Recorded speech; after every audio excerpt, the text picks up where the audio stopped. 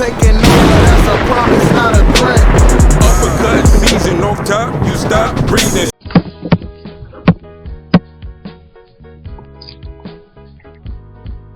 Yeah, what's good, y'all? Welcome to another episode of Real Talk, the first of this new year. You know, as always, if shit's real, we talk about it. I'm your host for tonight, Pascal, New England representative, and as always, I got my man with me. I'm gonna let him introduce himself. Yo, what it do, man? Jesus Shuttleworth, the guy, aka the GOAT artist, aka LB. Lauderdale boss, you know what it is, nigga. Cali, Dap City, what it is. Tunnel Gang, nigga. RingGangRadio.com. Tuesday night, 2025 year-end awards. Yes, sir. We finally made it. You know what it is. Usually the first episode of the year is the award show. So we here. Come fuck with your boy. Let's get it. Ring Gang, nigga. Absolutely, yeah, because we definitely got some newer superlatives in this thing. You know, shout out to LB for compiling them superlatives. But yo, I got my other man with me. I'm gonna let him introduce himself. Hey, what's Rise Conscious Pilot, the West Coast Avenger, #1 contender. Let's get it. Ring It Radio Award Show. New Yes, Year, sir. same us. Let's go. Yes, sir. Elevating into 2026. You did. God damn, 2026, man. I'm not gonna be used to. I know it's gonna take me a while to say 2026 because sometimes I started to check today actually for 2025. I was like, fuck me. Yeah, now I have to kind of like, crazy. Yeah, New Year, same us. Yeah, 2026 in this bitch. What up? Hey. That was fire, my nigga. Yeah, But yeah, we're gonna, we have some year-end awards to talk about. 2025 was definitely a different year of boxing, like unlike other years. A worse year of boxing, nigga. Just come out and say it. Come on. No, I mean, 2014 was a horrible year. The 2025 wasn't that. 2014 was like the worst boxing year. 2025. Okay, if we gotta go way back to 2014. 2014, yeah, though. Then that's like 20 years. Wait, 10 years ago, nigga. Then this the worst. Then 2025 was the worst year of boxing since 2014. Then. Quite possibly, or I mean, unless you count 20. Ain't no fucking quick pop. That it is, nigga. Yeah. I mean, even the pandemic year was better. I mean, I enjoyed boxing in 2025. I hated boxing in 2014. Like, look, okay, did you go to a fight in 2014? Yes. Look at that. Did you go? Well, you know the answer for this last year, nigga. Yes, so this last year fucking sucked, dude. Look, if you don't end up going to a fight in a year, if you don't end up going to a fight during the whole fiscal year, nigga, boxing already is a notch below where it should be. I mean, I think 2022 was pretty bad. This year wasn't that terrible. 2025 wasn't that bad. No. Dude, 2022. What happened in 2022? That was a lot below. I remember. I mean, I think only 2019, 2023 is only the years comparable to this. I mean, yeah, 2022 was the year of Lee Wood and Michael Conlan. That was the year they had the fight of the year and the round of the year at the same time. That was also fucking fighting round of the year. The British really non-title fight of the year. I'm just saying it was a great fight, but I'm saying nigga, get the fuck in, nigga. Like what the fuck, like how we sitting on that with y'all niggas up here talking about goddamn Hernandez and Nakatani, and you dare quit? Like really? No, I feel like this year there wasn't an actual like clear-cut fight of the year, but we had a handful of good fights this year. But that's true, and that's 2022. What else we had? We had Joe Smith, Better Bees. Had some other shit. Didn't Bivol beat Canelo's ass too? Was it 2022 or 2023? Nah, it was 2022. I promise it was 2022. It was 2022. Was it? Interesting. Yes, fucking look it up. I promise you, it's 2022. Hold on, I'm looking right now. The best boxing. I promise. Okay, so 2022. We had Charlo Castano 2, great fight. That was a great fight. Thank you. Charlo Castano 2, Estrada Gonzalez 3, El Gallo versus Chocolatito 3. Lubin Fandora. Yes. Joyce and Parker. Yes. Ugas Spence was cool. I mean, Ugas Spence was, I guess, cool. We had Danny Jonas and fucking what's that nigga? Buteyev? Buteyev. It had Breedis, Opataya versus Breedis, the first fight, I think. You fucking we didn't even get the Canelo Bivol. I wrestled a fucking cage. And our boy Denzel Bentley made his name when he fought the drug cheat, the fake Triple G ass. Absolutely, yes. I rest, Your Honor, I rest my case. but Bivol Canelo was that year too. Let me see. For some reason, it feels like it wasn't, but yes, it was. It was. I promise, because I remember calling on my pops and talking about this. I'm like, bro, like, I just knew. I was like, nah. I drew the artwork, nigga. Like, I'ma know, because that year I was going like weekend for weekend with art. Like, I don't even see it on I go on the Tapology. You don't even have it on there. That's weird. Maybe I thought it wasn't really memorable besides Bivol beating his ass. So. Yeah, it was memorable.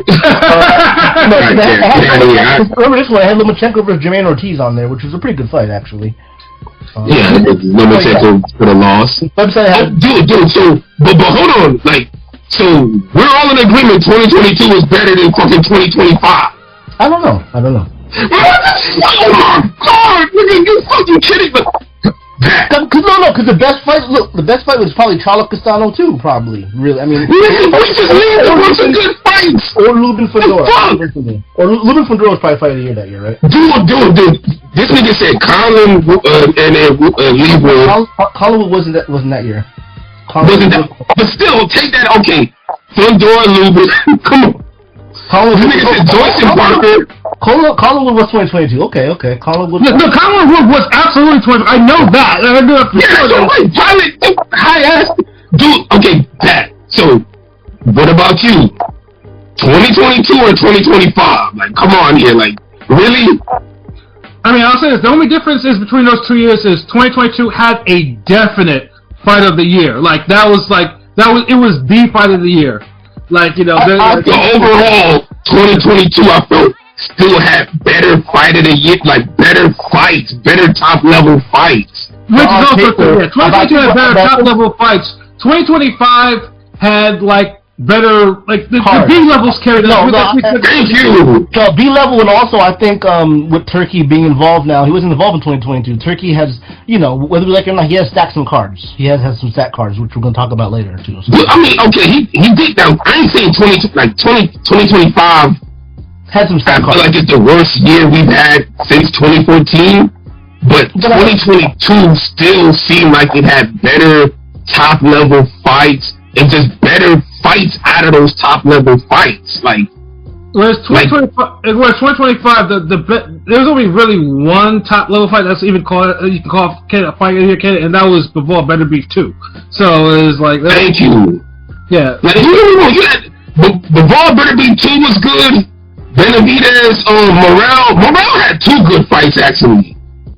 Yeah, but they weren't like the high. They were like, I would call those like the top. I mean, they were what they were because Morel's kind of, he ain't. But they were action good fights. I'm not saying maybe the Benavidez one I felt was a good fight, like fight of the year, like but lower tier. But for this year, Shakur Stevenson and goddamn Zepeda had a good fight. Yeah, that was a fight of the year too. Like, yeah, I mean that's technically that is a top level fight too. Like. Yeah, so I'm not so 2025 had top level, but I just feel like these are top high chest level boxing matches fight of the years where 2022 had real like we boxing, I'm gonna put my foot in your ass fight of the years. Like you had the Fundora, like Lee like Lee Wood and I mean any year you have a Geese Howard finish is like a great year, nigga. Like I ain't gonna say 2022 was a great year, but it was very good. Yeah, and like I said, I mean that's the difference. 2025 here, like there are several answers to what people would consider the fight of the year. Whereas 2022, nothing surpassed fucking Wood and Conlon, like nothing. Like that shit was. But even the distant runner-ups were still great though, because Fundora and Lubin was right up there. It was, it was like, Matter of fact, I think we had a poll and some niggas was like still picking Fundora and Lubin over that. So, like at least, so even then with a clear cut, you still had somebody like right there, like hold on, like yeah, we here, nigga. Where 2025 ain't had that shit. You like motherfucking goddamn like you got clear fight of the years and shit, but fight of the year, nah. Like let's get into it, man. Since we're on that, we'll start with that superlative first. Yeah, you're right. Year. So what are we thinking for fight of the year in terms of 24? Wait. First of all, let's lay out the ground rules real quick for fight of the year. 12 rounds. It has to be good for the whole 12 rounds. We agree? What if it's not? I get it, because most fighting years are not really like all 12 rounds. At least 8 rounds of the 12 rounds have to be real good. Can we agree on that? I don't give a fuck about none of that. I already have my pick. How long was Parker Wardley? Because that was probably a top 10 fight of the year. So that wasn't nothing. Like we gotta just have some type of, cause I don't want niggas to come out left field and shit. Like at least we could agree on like ebb and flow and action. Niggas get hurt. Like that's like simple shit. Yeah. I don't really give a fuck about. I don't really give a fuck about none of these criteria. I already have my pick for fight. It's Billy Martinez. Easy for me. Easy. Yeah, me too. I'm kind of torn because Eubank Ben. That literally had ebb and flow for the whole fucking fight. From the first bell to the end bell. But I feel like if Billy carried that fight though. And that might have been 10 rounds. Let me check. Was that 12 or 10? That was 10. That was a 10 round. That was 10. Yeah, that was 10. So I don't give a fuck if he wasn't 12 round.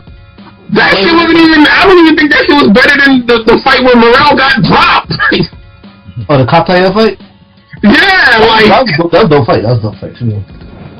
Like and Billy Martinez was cool. Like I don't have a problem with that. I thought that was a great fight.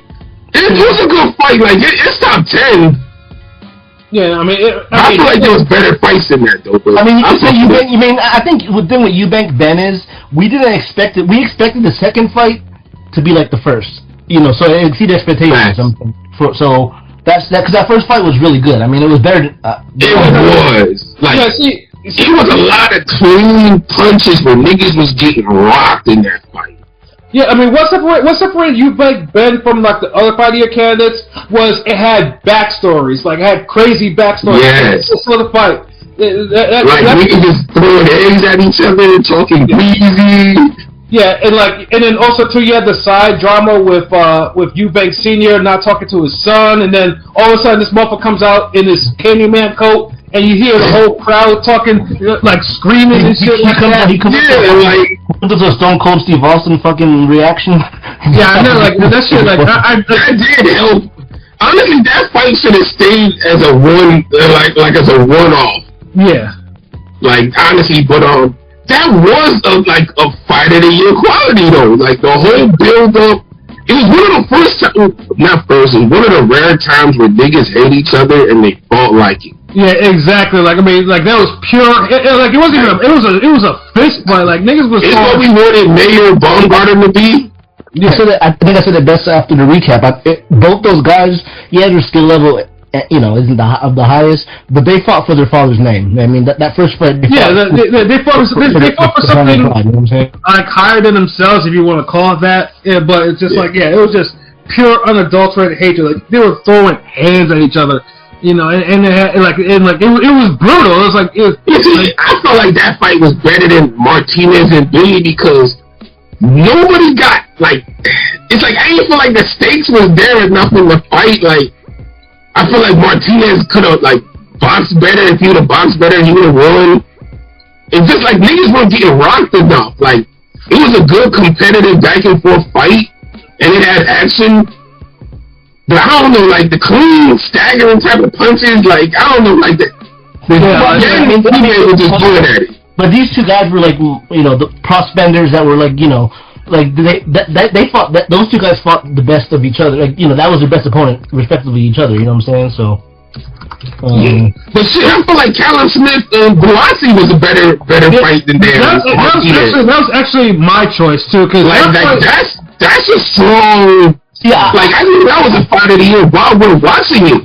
I missed it live, so I can't. Yeah, but that fight set off that card. It was a great fight. It was a great fight. I did rewatch. Honestly, that might be because I ain't gonna lie. The only thing that shit missed was a knockdown.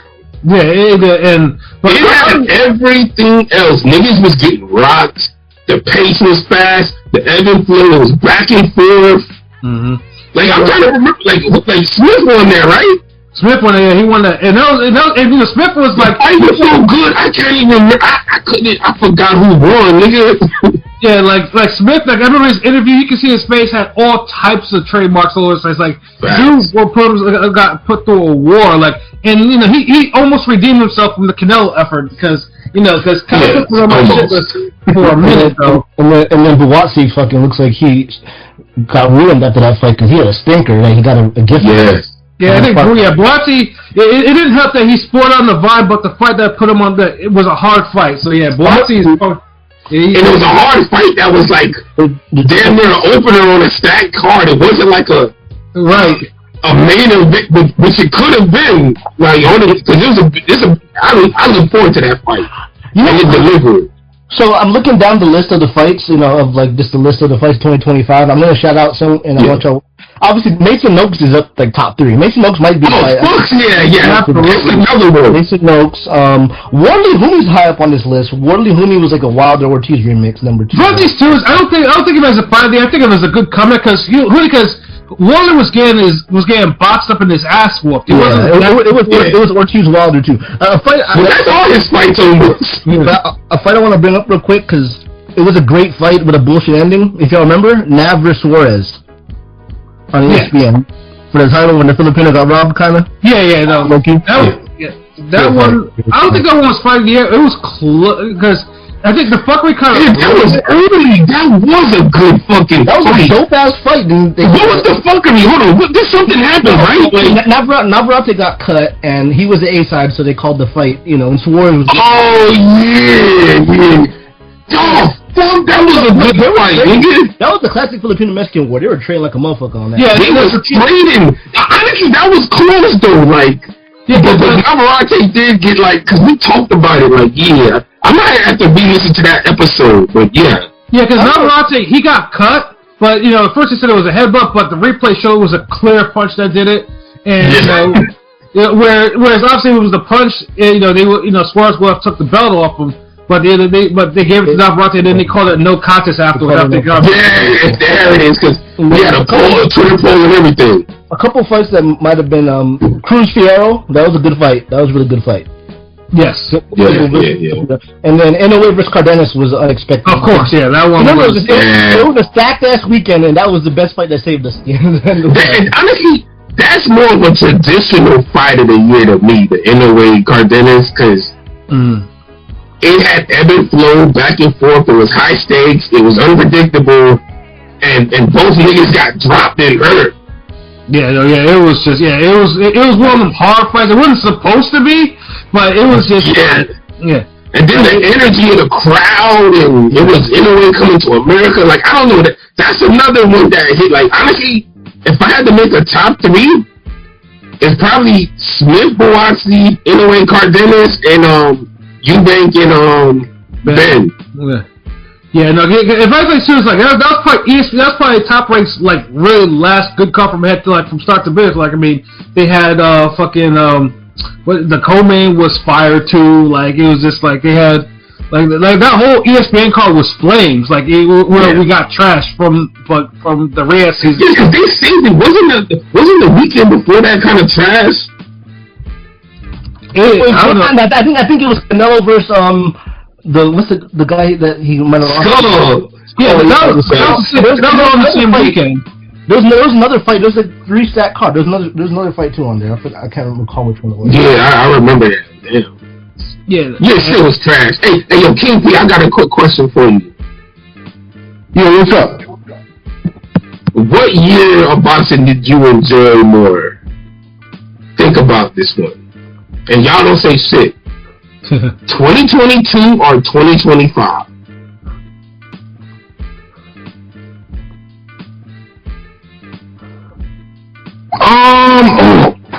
Do you need us to bring up any fights from that year? Bring up a couple. I'm trying to jog my memory. Okay, we had a Geese Howard finish with Lee Wood and Conley. We had Jamel Charlo and Castaño 2. We had Fundo and Lubin. We had Stanionis and Boutier. And we had Spence Ugas. 2022. Oh, yeah. There you go, man. I had to think about that for a minute. Then I'm jogging my memory with some of the fights that year. No, it's 2022. Pretty easily, right? Yeah. God damn, this nigga know what's up. See, I didn't have to do a little hard convincing with Kingpin. I named like 4 fights, and this nigga fucking 2022. What the fuck? Because I'm like, 2022 was Serrano Taylor, Charlo Castaño 2. Yeah. I'm like, okay, now. I forgot about Serrano Taylor. Oh, like, come on. Yeah, Serrano Taylly was. That's like Eddie Opus. I believe, yo, Kingpin, before you got on live, saying like, because I was saying 2025 was like the worst year of boxing since 2014.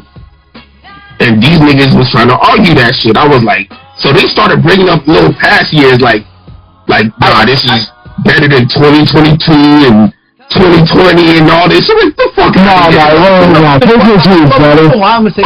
Because people wasn't here. I don't think 2025, like, I don't think it was a terrible year, but because there were some fights I enjoyed, but like, I felt like as a whole, this is a very I don't want to say meaningless, but like, I don't want to say meaningless because there were good fights, but like this fight overall, as far as like for the sport, didn't really help the sport as a whole. I think with Turkey, I want to mention again because people wasn't here. The Turkey stacked the cards, and yes, and they might have been a little underwhelming sometimes, but there's a couple cards that were pretty fucking stacked. Decent fights. So I mean, I'm just saying. No. They were good fights. I'm saying some of those fights you mentioned, some of the cards you mentioned, there were some good cards. But overall, there was a lot of bullshit. There was a lot of shit that I didn't care for. And then even when you take into account all the good cards this year, like, it didn't really help boxing as a whole. And that's what I'm looking at. When I'm looking at the year of boxing, I'm like, okay, like, if that year made me like, oh my god, I can't wait for next year. Like, I'm just saying, like, this, like, it depends on how. Like, this year, I'm just like, oh, this was kind of a wasted year. There were some people it helped, but overall, the sport as a whole didn't really grow, it didn't help the sport as a whole, the cards we had, the events we had.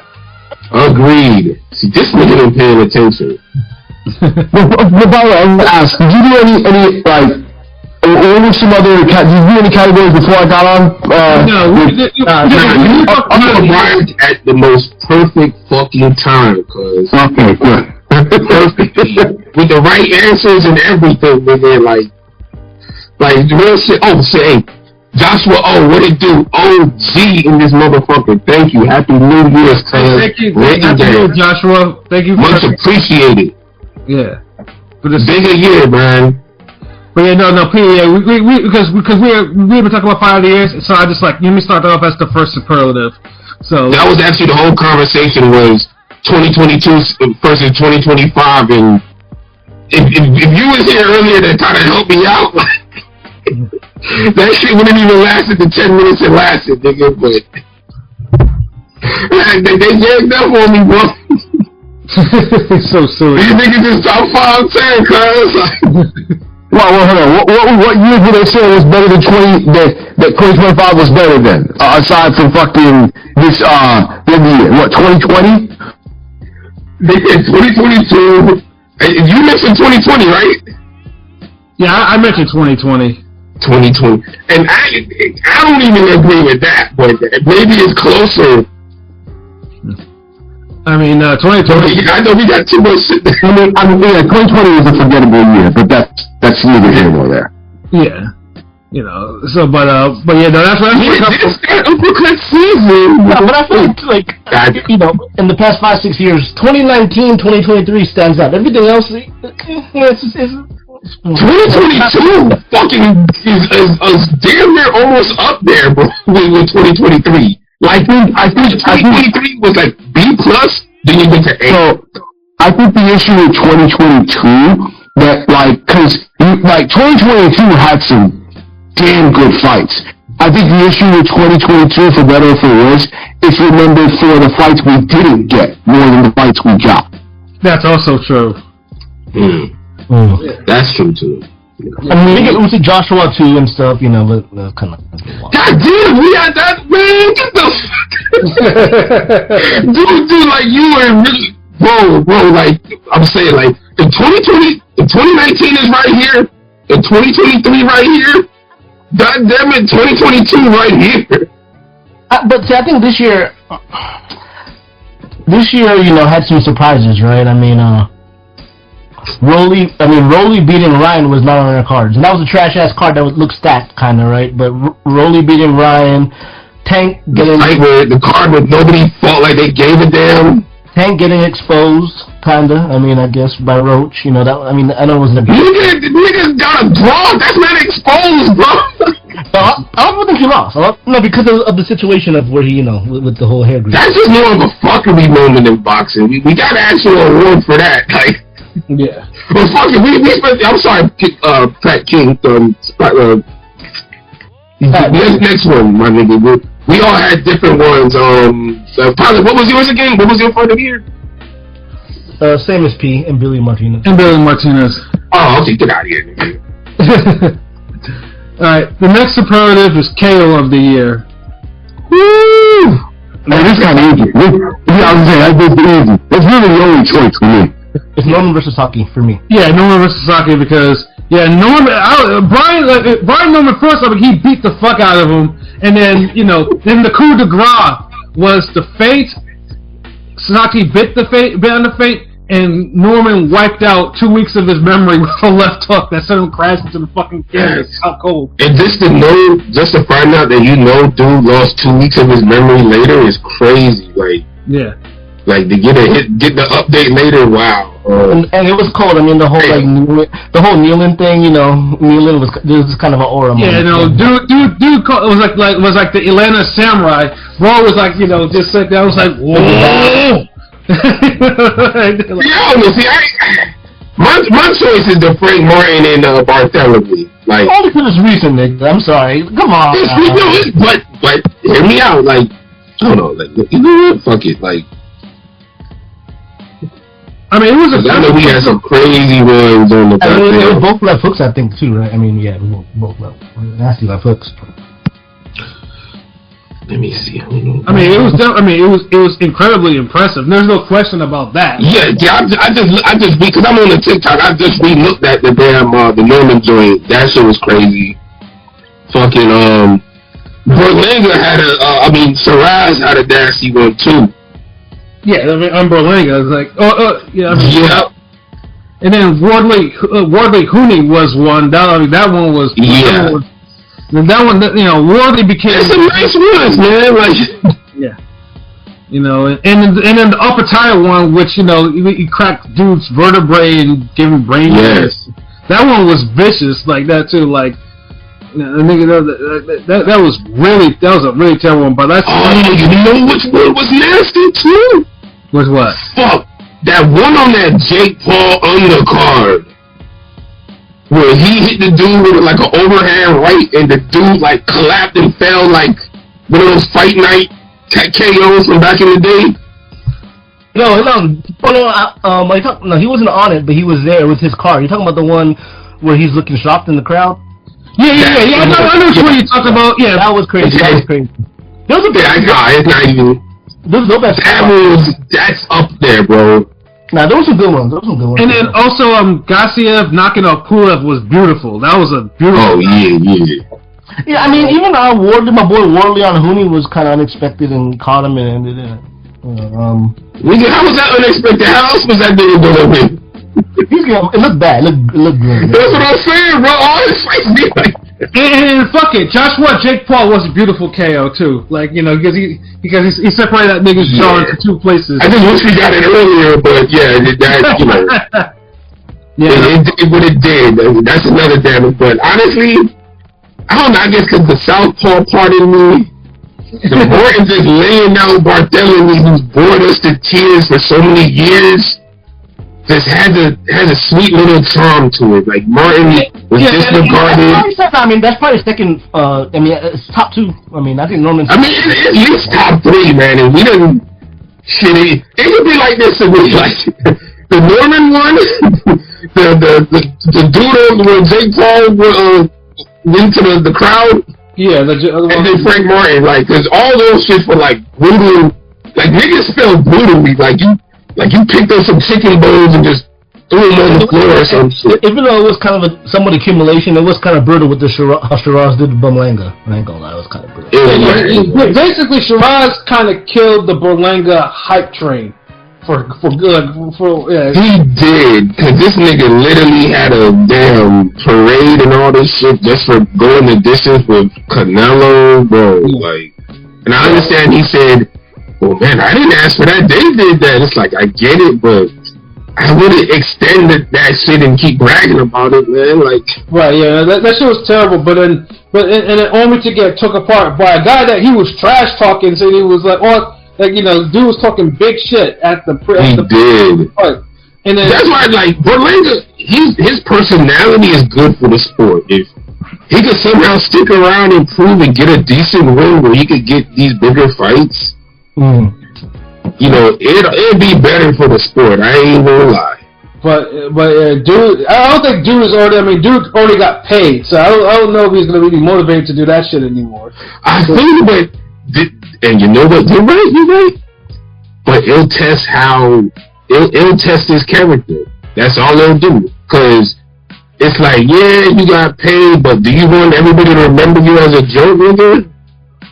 Yeah, I mean, because like I said, Shiraz basically,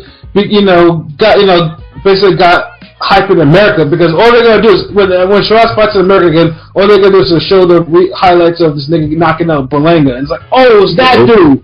Yeah, do that. Yeah, like, you know, like he has a nice little gateway into the U.S. market now.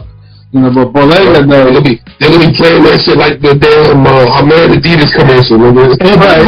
You know, that's not bringing up his religion, but you know, people that don't even watch combat sports, if you're Muslim, they'll follow you. Like, you know, so that helps. I mean, you know, that helps a lot. Yeah. That was definitely the thing in Ahmed days. Like, you know, like they did unless it's Muhammad Ali. Like everybody was like Prince. Like, you know, like I'm not talking about like black Muslim. Like I'm talking about like Muslim, like Arab Muslim, like the Prince. I've literally seen this with my own eyes and ears, like hearing my ears, like Prince, like that was like he was that dude for them, you know. So yeah, simpler times. I ain't gonna lie, Ahmed always gonna be one of my favorite fighters, man. It was a joy to watch him box. Him versus Kevin Kelly's top 5. I mean, it's a fun ass fight to him. Yeah, that's really how I compare fight of the years. Like, that's really we don't get that. We don't get Tito Vargas and that shit no more. Nigga, well, nah, shit. The last Kevin Kelly Ahmed fight we had, I feel was Zapata and what's the dude? Baranchek, yes. Yeah. That might be like the greatest fight of all time. That's easily top 5, top 10. Hey, that's still, you know, if you don't count belts and everything, that's the best fight decade. That's still the fight of 2020. Yeah. Okay. Yeah, that was the best fight of 2020.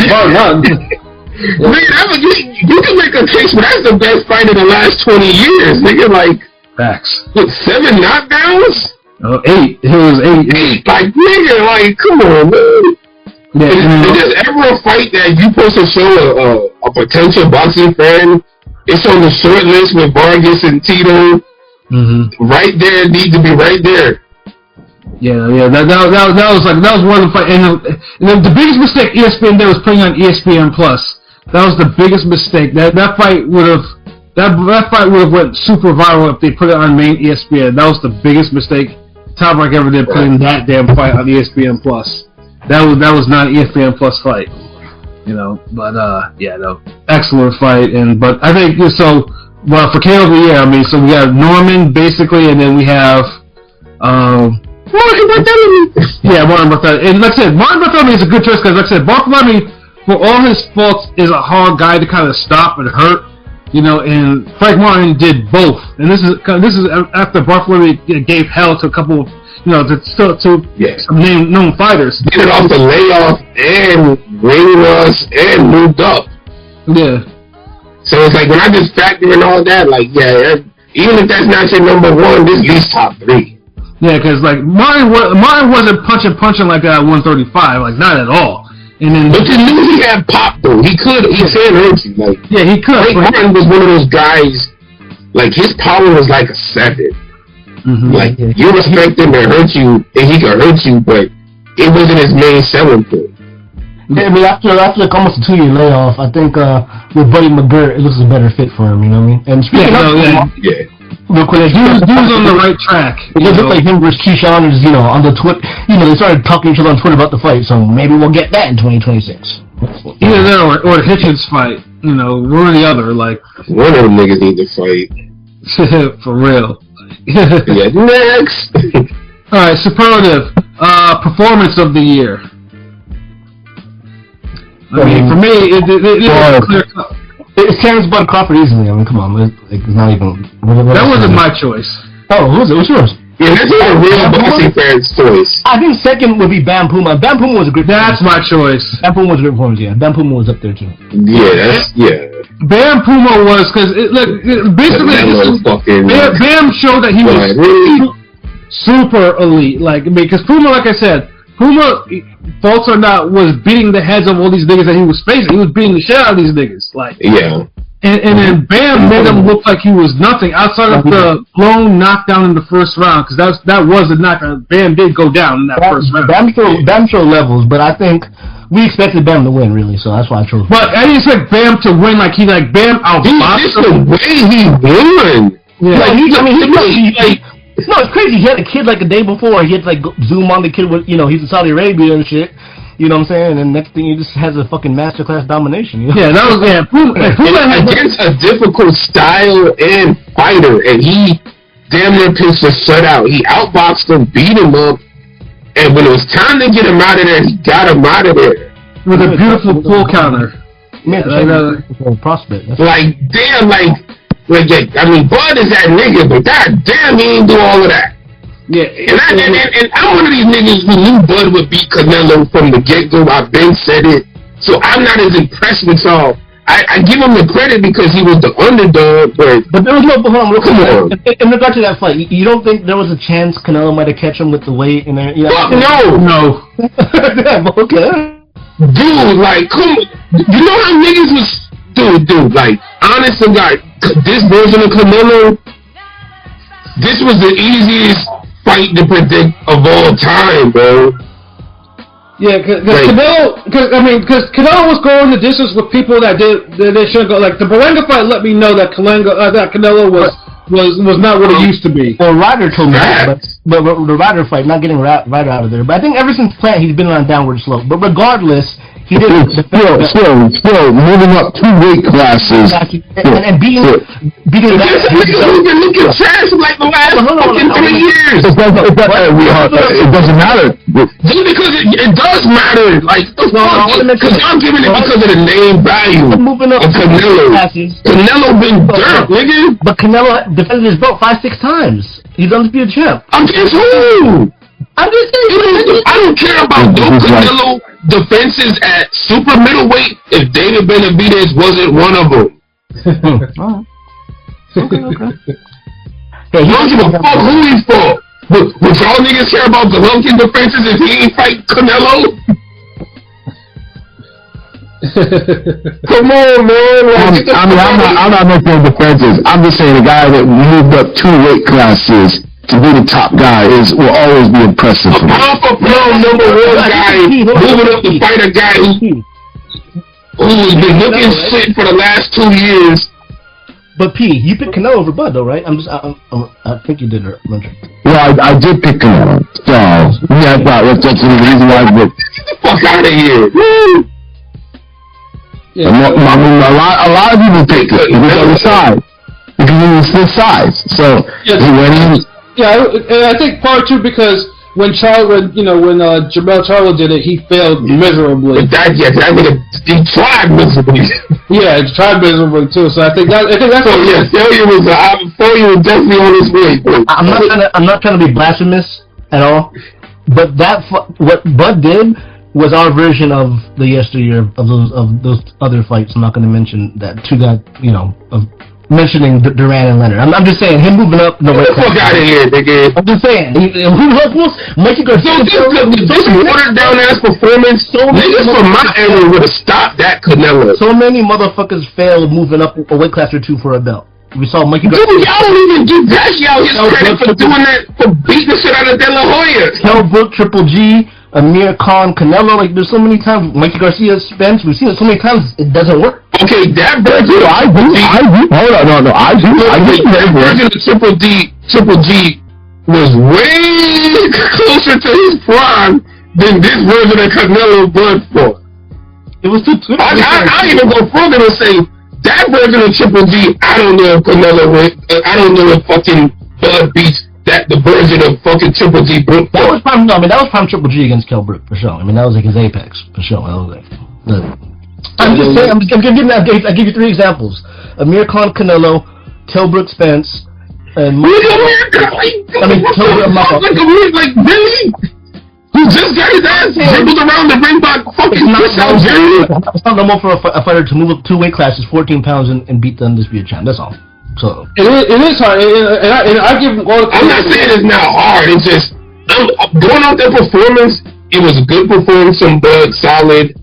I feel like if he would have pressed for the knockout or really tried to stop Canelo, that's when I'm like, okay, like that performance wasn't no better looking to me than Forrest Baldomir, nigga. Like, the last few seconds he had Canelo kind of laboring, but yeah, I know what you mean. Last few seconds of a 12-round fight, that means he could have had Canelo laboring in the fucking 9th and 10th round. Yeah, let's say, Crawford's performance against Canelo was great. But like I said, had Crawford stopped Canelo, then yeah, that would have been like that. That's it. Nigga, like you'd had Crawford Canelo artwork on by down, nigga. Like come on, like I was begging for him to stop Canelo. Like, what's some other performances, man? Like, throw some out there, like. What's some other ass whippers or one-sided? I will say, I'm not gonna say it's. I was impressed with Abdullah Mason's performance against Noakes. I know he didn't get him out of there, but Noakes looks like he was a guy that was tougher than we thought he would be. And Noakes, I mean, Mason's about 21 years old, barely, you know what I'm saying, his first title fight. He did a good job. I'm not saying his performance of the year, but it should be a mention, honorable mention. Fight of the year. Yeah, and then Haney Norman was definitely one of them, because Haney kind of... Oh, God, hell no. I think the Bud Canelo performance was better than that. No, I mean, I pick that one because, number one, because, Norman obviously had the knockouts going for him, and Haney would seem to be shaky, but Haney was the one that had Norman in trouble several times to even put him down, like... That's fast. He won, but... Okay, here's my... Like, I don't want to get too much into the backgrounds of the fight and shit. Let me ask you... Performance-wise, looking round after round... That was a new performance of the year shit from Haney. But hold on, let me ask you, what's a better performance? Because this one popped to my mind. Shaqy on Fulton. That's got to be top 3, I feel like. The way Shaqy... Yeah. But he's, it was we expected a fucking competitive fight, and he schooled the fuck out of Fulton. Well, I don't hold that too high because Fulton was not in shape. Like he was a... He was up and down. What is that, man? Like, goddamn! I'm sorry, but I mean, Fulton basically was asking for that ass whooping. I feel okay, but it's like, see, this is the thing with like, I feel like niggas was ready to give Fulton his credit when he beat Figueroa the second time, even though we know Figueroa wasn't at his peak no more or prime, and he wasn't trying worth a damn. Niggas was like, man, Fulton's is back. Now when somebody does that to him, it's like, well, you know, the nigga, his tears were too heavy. He was out of shape. I mean, he was selling. I just can't. I mean, Foster did what he had to do, but Foster was just on some clown shit. I was like, he did it, but I just couldn't, because knowing that Foster pretty much fucked off the fight. What's some other good performances this year, man? Let's see. Performance. Oh shit! You know what? We have Mayer versus Ryan rematch this year, right? We did. That's one of them. Yeah. And funny too, Mayer's kind of gets like forgotten because she's like the one woman that doesn't really fight on like all the Jake Paul women's cards and shit like that. She's like an island to herself. Honestly, I feel like she's the woman fighter of the year. She took a rematch that she didn't have to take. She won it. Well, you know, she won it by some award, right? She deserves it. She deserves it for sure. McKenna Mayer, right? Think about it. She won a rematch that she didn't have to take. She ran it back, which was a fight of the year, and she switched the game plan, improved upon it, and won cleaner. Mm-hmm. I got one more. How about Resendiz on Plant? We didn't expect that shit. Yeah, that was a good performance. Yeah, that was a good performance for Resendiz. Like Resendiz beat the. And like I said, I think Resendiz Plant finally saw people saw what I've been seeing for Plant for years. Like niggas, it took niggas a while for them to get to. It broke up the whole relationship with him and Brett. Yeah, like another good performance. The one with y'all told me on the Tellus and that guy. Abaru, yeah. Also, we can't forget Gabrielle Fundora. Like she had crazy performances this year. Yeah, you know what? This is crazy part. I don't know why all the women performances are standing out more than the men performances. Somebody had to have fucking another good performance. Like, I mean, I ain't impressed by these nigga performances so far. The Sugar Neeks stopping Metcalf. That was a beautiful performance. Okay, so the women won 2025, like, because nobody has said a fucking guy a men's performance, and I just be like, okay. I'll mention one that we don't think high of who was the champion. Gary Antoine Russell, how he did on Rayo. There you go. Finally. Yeah. There you go. I was waiting for one like that. Like, that's the performance of the year type shit. Him and Mayer versus Ryan, that's it for me.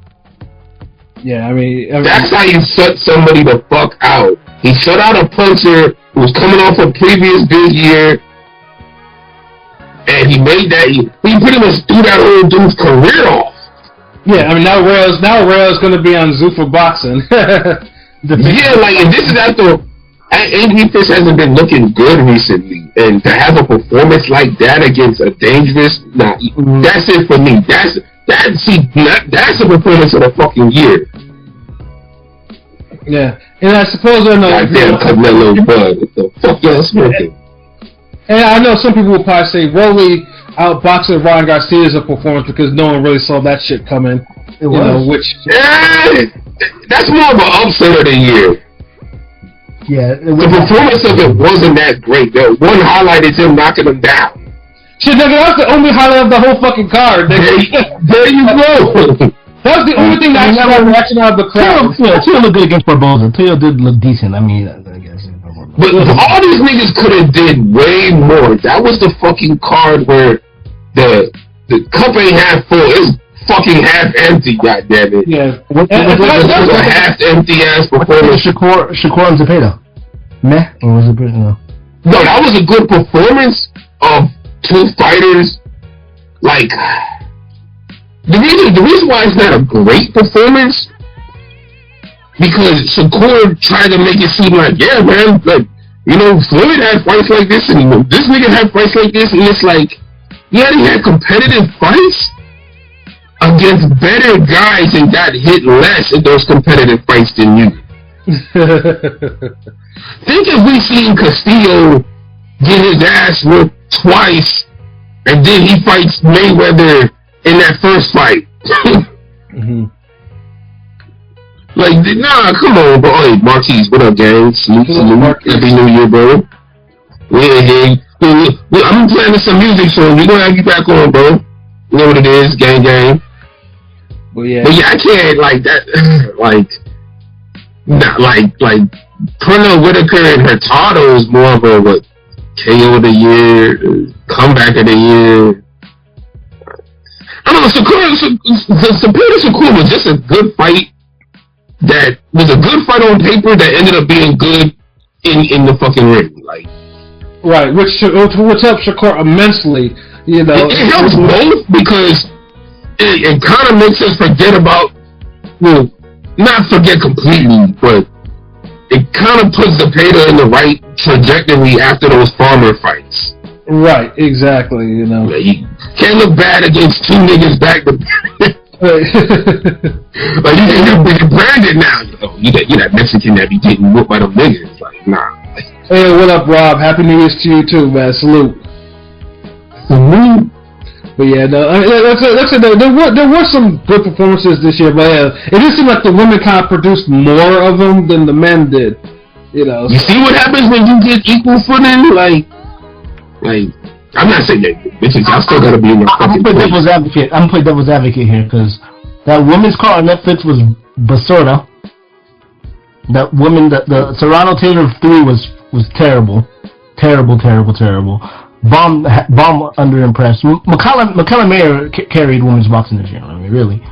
Yeah, and special shout outs to Kay Scott because I feel like she had to carry the end of the year for women's boxing. She sure did. And a little Curry, because they did produce a fight of the year. We forgot to mention that earlier, but they definitely deserve to be on their list for top 10 for fight of the year. They threw down.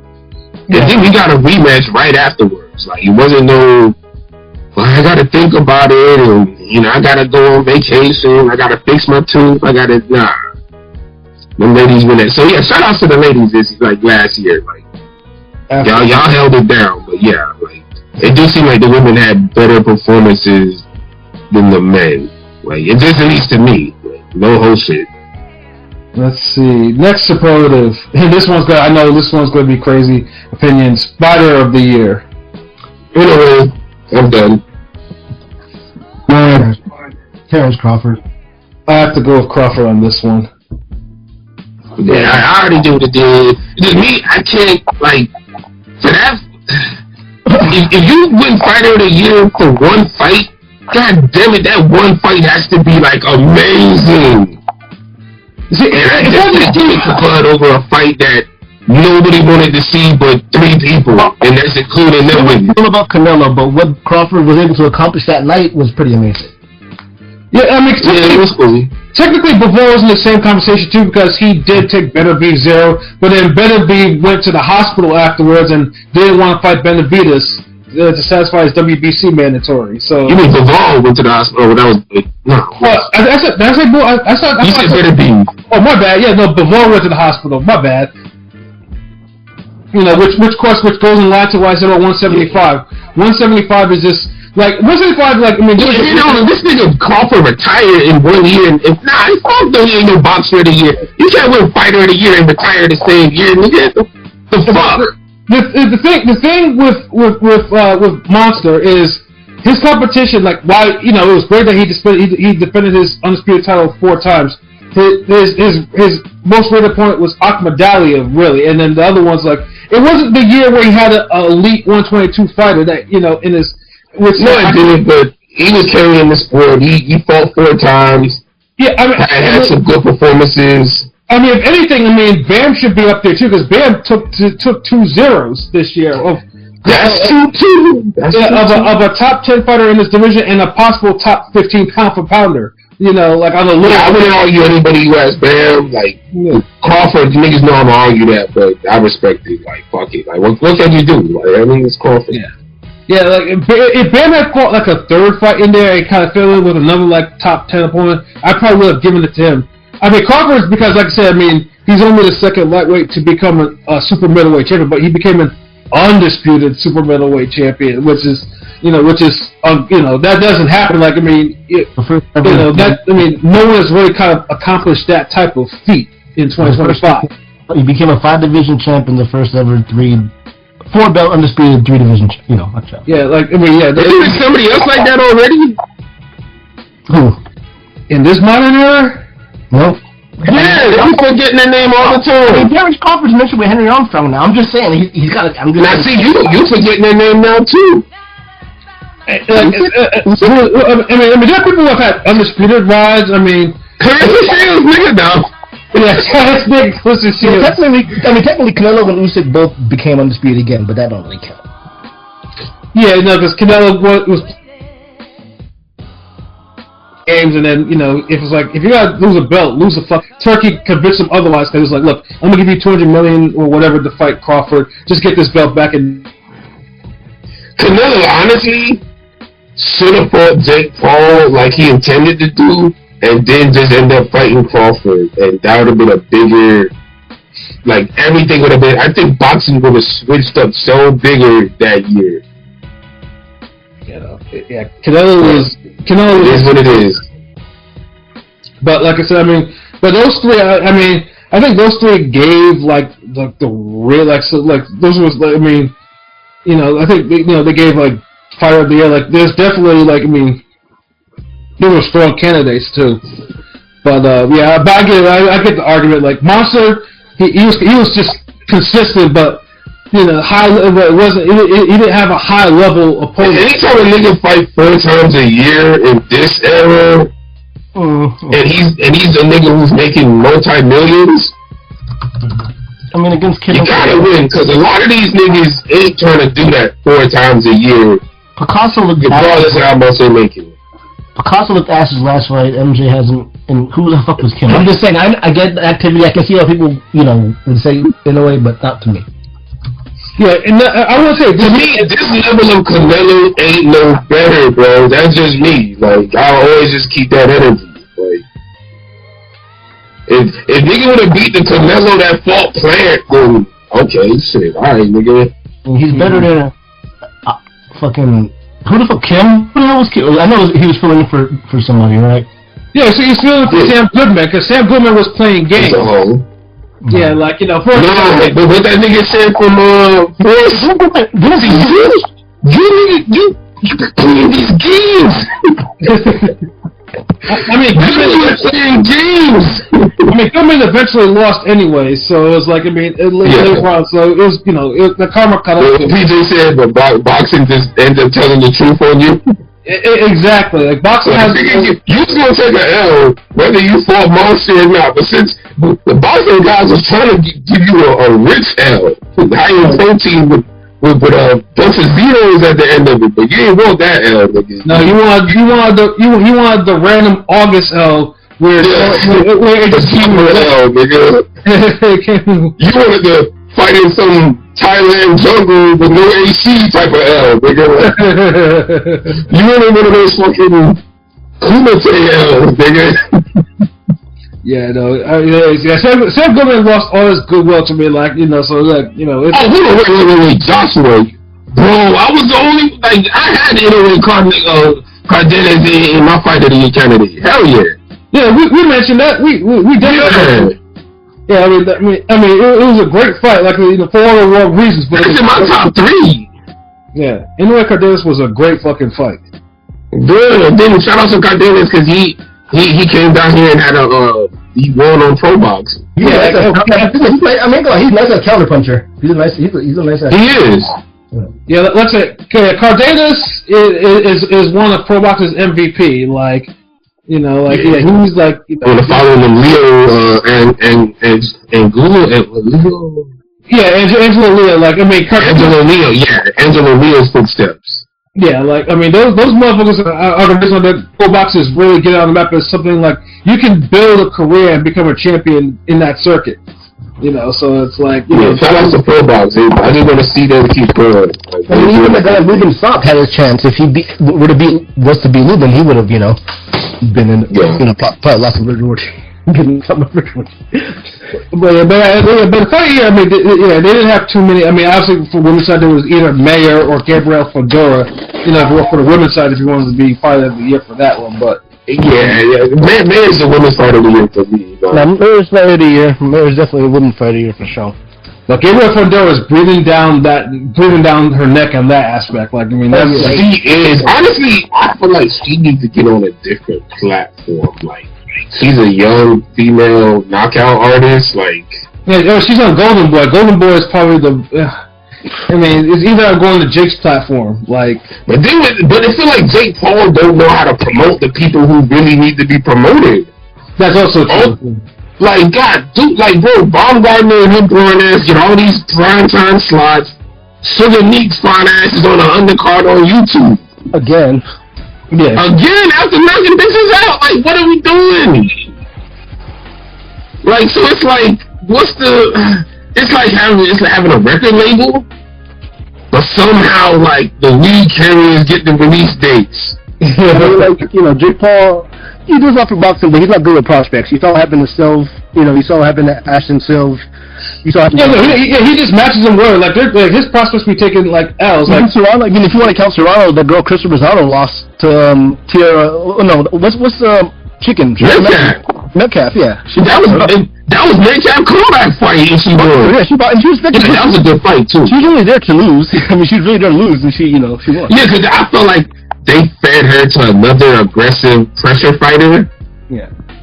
But she didn't have the damn. She's not of the same quality as Sugar Neek. So. Well, I mean, Rosado was the A side. She's like the Puerto Rican Serrano. She was, but the quality wasn't there though. Like one person was able to push Metcalf back and tag her continuously.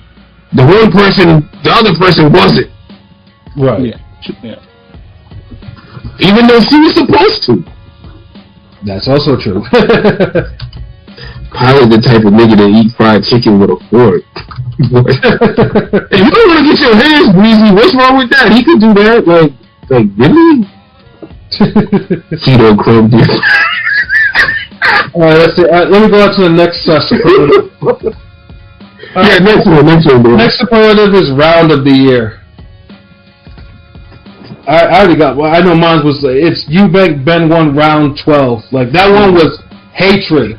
Like that one. Yeah, that was serious. Yeah, they were throwing haymakers at each other. Like Ben had like that demon look. Like bro was really trying to body Eubank like his damnedest. Yeah, they was going all out. Another round I thought was good was the last round with Parker and Woodley. Yeah, that was fire. Yeah. That was a fire round too. I don't know if it was 10 or 11, but then both of them Billy Martinez rounds were crazy. A couple of those rounds were later in the fight. Inoue Cardenas had in the mid rounds before Cardenas got stopped. After Inoue got dropped, the fight got heated up. You know what I mean? Yeah, it peaked like, oh shit! Like, what are we in here for? Like, I can't argue with the literal choices. I think they're all excellent choices. Yeah, because I was like that round of the year was just because that was the one where I was just like, and that was funny. I mean, it was been a rough fight, but they were just like they were throwing like I didn't see that. That was like hatred.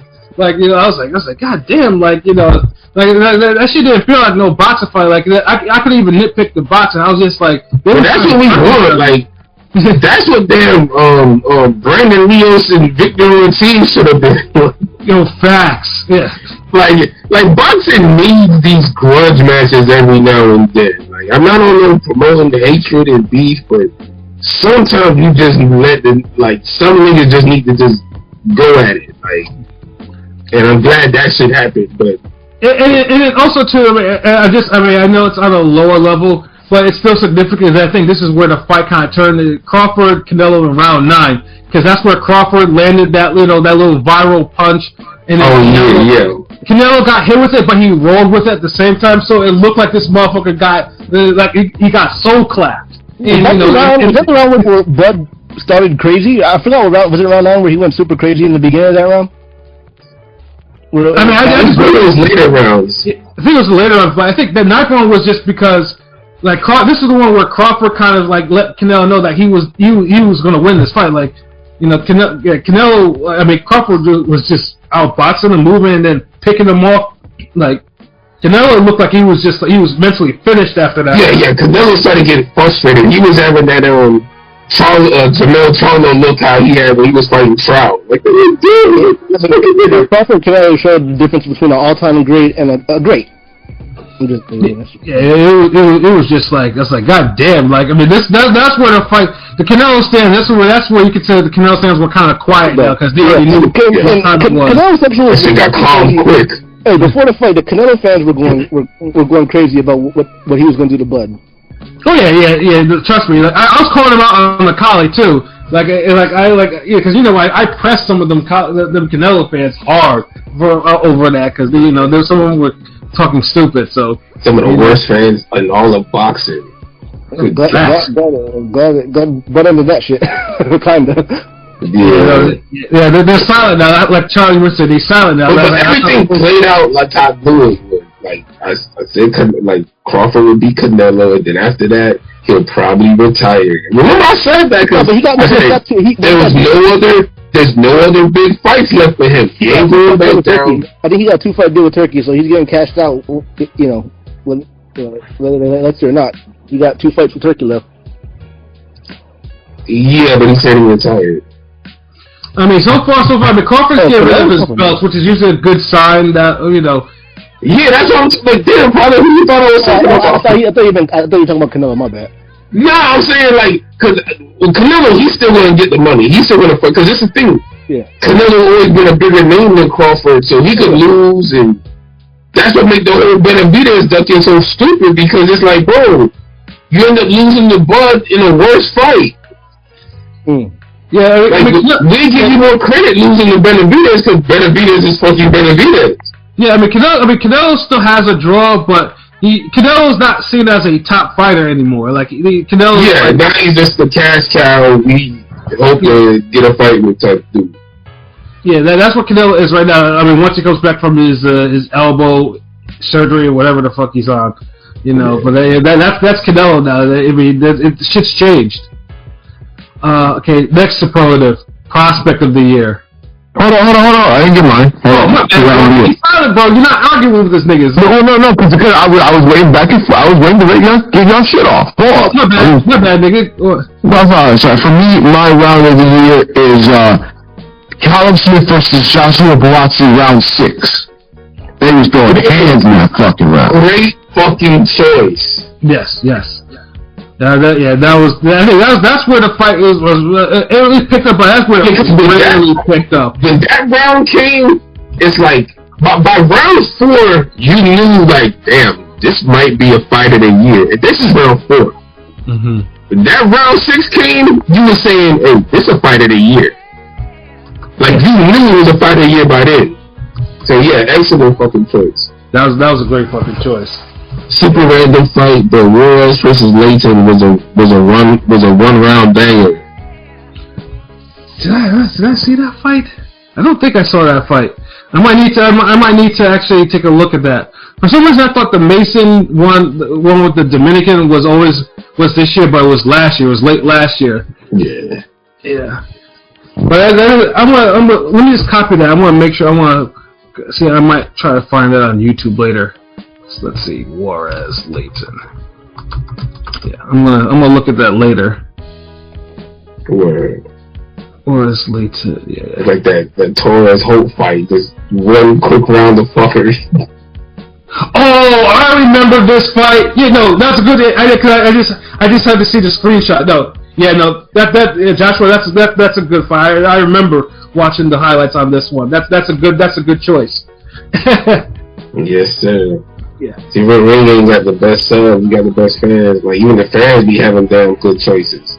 Yeah, I was like, once I saw the screenshot, that one. That was on one of the Jake Paul MVP cards. And that's the one thing. Jake Paul, like I said, has a lot of talent on the. When he's not doing the women fight, he has actual prospects that can actually fight, but they don't. I just feel like he's falling into the golden boy trap of not knowing how to just set up good cards where everybody is marketed equally or everybody can shine. Like Golden Boy will have an entertaining card, but it always feels like they're never really building anybody. Oh, speaking because I forgot to mention him as speaking of fight of the year, like Beck the Bully and Fulgham. That was a clear fight of the year candidate. I almost forgot about that fight. Like that fight had that. Yeah, they were scrapping. The 12th one was actual round of the year candidate too, if I'm not mistaken. Yeah, because that's where Beck really scored the knockdown. Like that was a hard fight. Fulgham Beck the Bully was a great fight. That was a great. Yeah, that was when Golden Boy had the unexpected fight years. Like that was one of them. Like that was remember that last round was like that last round was like awesome too. But yeah, that was a great fucking fight. You know, now Beck the Bully is about to be probably gonna be next. He's got to face Resendez next. So yeah, he's about to be champion finally. You know, so. I need to fight with Zende's fucking himself again. In a weird way, I think Crawford Canelo kind of killed boxing for the year, or for the foreseeable. It did. It did. But I will say, it was like the season finale for boxing. But Crawford dropping the belts and making 168 get these matchups now is a blessing, though. It is. Yeah, 168. Even though Munguia and Canelo both duck off the Iglesias, crazy. Yeah, no, 160 is better for it because it keeps the division kind of moving instead of stagnating. So, I mean, if Crawford's not going to go, do what he's got to do in that division, so be it. So, but yeah, it's good. It allows fighters that work hard to actually kind of benefit from it, like Resendez. Let me ask you real quick: if Janabek didn't pop, you think Crawford would have won him at 160? Probably. To become a 60 Yeah, especially if he beat Laura, which was probably going to be a given. Yeah, because I don't think Yeah, because I don't think Crawford Laura doesn't have a ring to it, and so as a bigger ring than fucking Johnny Beck, nigga, what the fuck? Nigga, Johnny Beck, Laura is, Laura, this is Laura from, if it was 2018 Laura, sure, but Laura after 2018 is 2019 is useless, you know what I mean, so it's Crawford Laura would have been a horrid fight. I mean, Johnny Beck didn't look better, that's why that nigga retired, bro. There was no reason for him to stick around if he wasn't going to entertain an Ortiz or Boots fight or any real big fight from the young guns.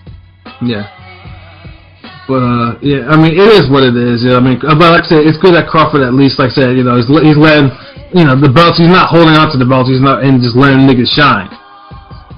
But for prospect of the year, I mean, Moses Saitama, he's not a prospect. So far, he's not a prospect though. He's not really a prospect. I mean, this was I don't consider him a prospect either. He only won prospect of the year. He's a contender. For me, I'm going prospect of the year. I'm going Adam Azim.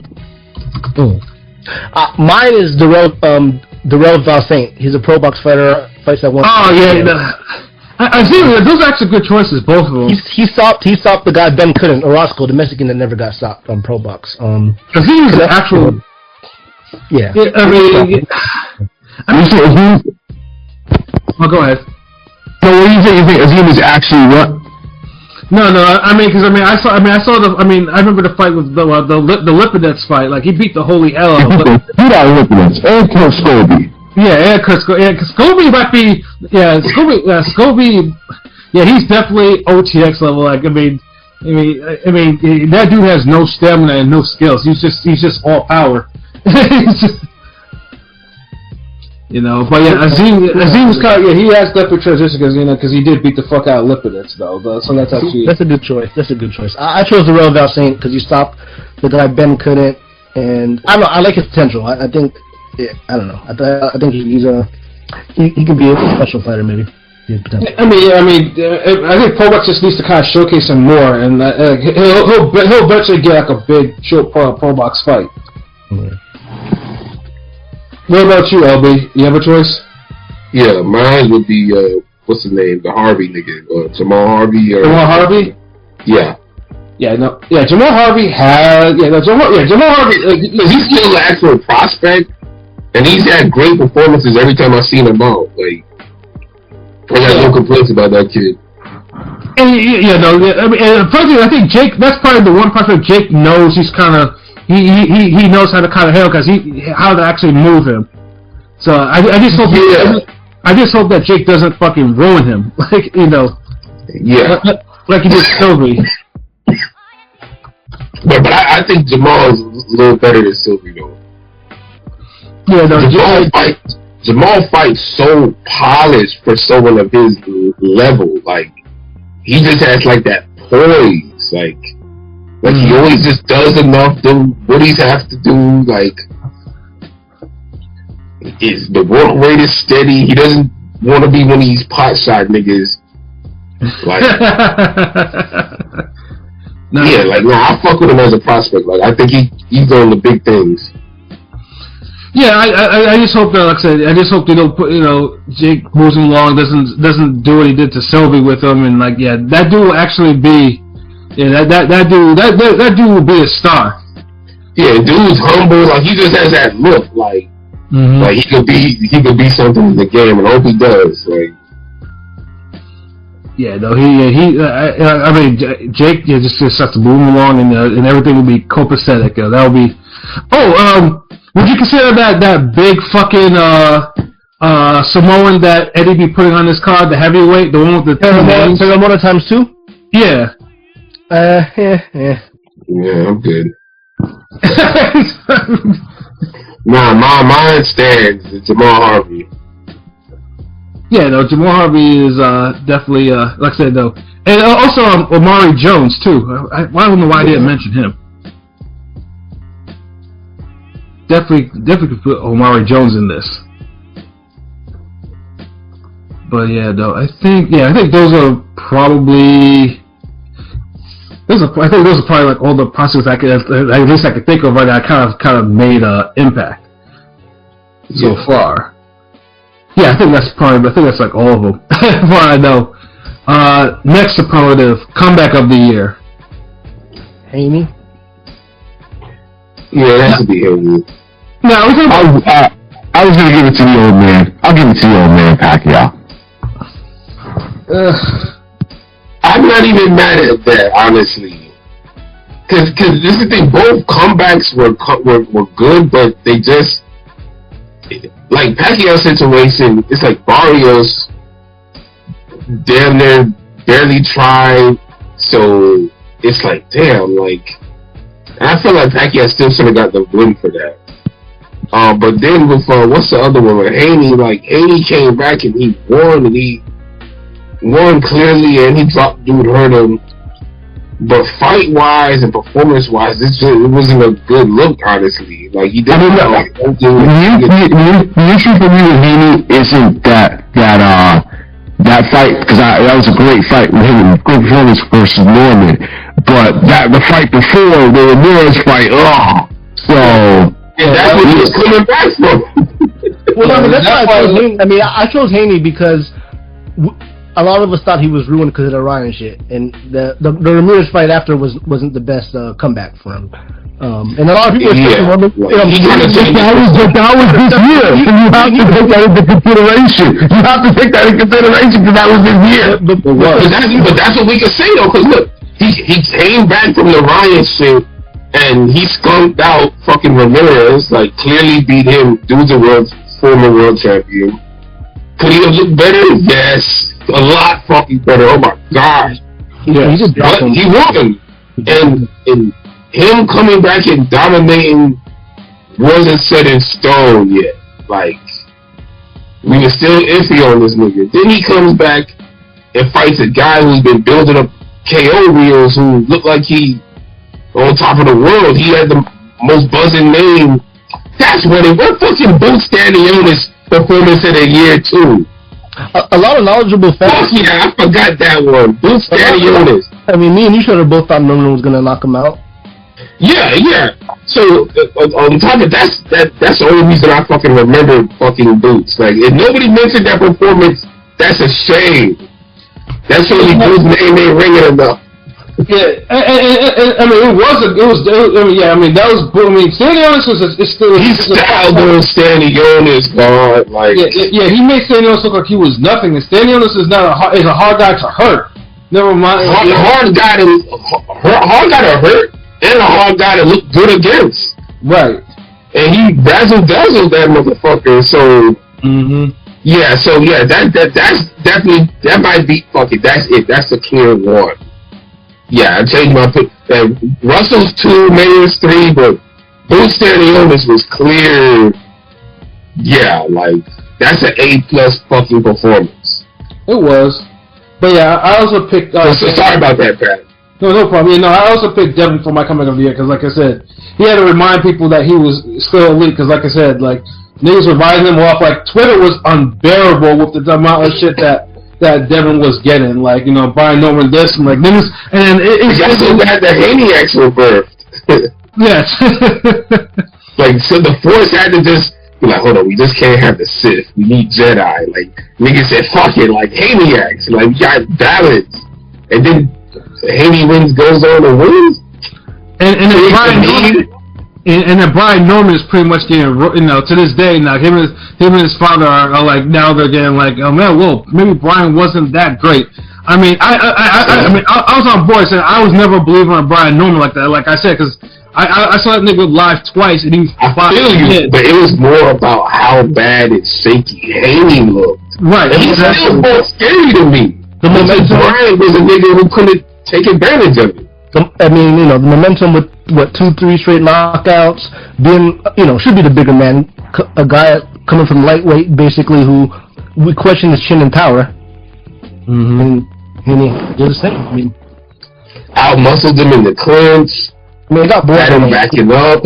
They get boring late, but yeah. It had the drama wore off after the 6th or 7th round. After the lockdown, the fight was kind of like. Yeah, I mean, he was still fucking Norman though, like. But then it just after the half, it was just I don't know. The fight got boring as fuck quickly. Yeah, but it was like Norman was limited. He didn't have a plan B except just to be a little dirty and try to rough him up. But yeah, and that was just like it didn't make Norman look good. Norman took that fight when he wasn't ready for it because now you know people are looking at him like he's easy work now. He was ready for that fight. He talked all that shit. He talked the shit, but yeah, the mouth was ready. He needed like a certain amount of opponents that weren't, you know, that weren't certain. No, he had the right performances because his whole game plan wasn't to outbox them, and it was to fucking knock him out, and he just went about it wrong, and then his own goddamn defense. Right, yeah, defense was terrible, and he kept on walking into shit. Yeah, no head movement. Yeah. The jab was getting predictable, and then he wasn't believing in the jab. Then he was overthrowing the right. It's just there was a lot wrong in that. Yeah, Haney picked them apart, and like I said, and that's what they needed. Like that was now Haney had knocked him out in the second round. Yeah, shit, you know. That would have been that would have been performance of the year, maybe fighter of the year. Yeah, I'm saying. Haney would have won so many with a better performance. Facts. Because he damn sure could have knocked out Norman if he wanted to. That's also facts. Yeah, you not in the ring. Fuck that, I know. Like, look at him. And he started ripping shots to the body. That fight's over. Norman had that look like how Ryan looked when Campbell dropped him. Yeah, he was shell shocked. Yeah, that unsure, that like wait, hold on. Do I want to be here? What just happened? Like. Yeah, why am I on the canvas? Yeah.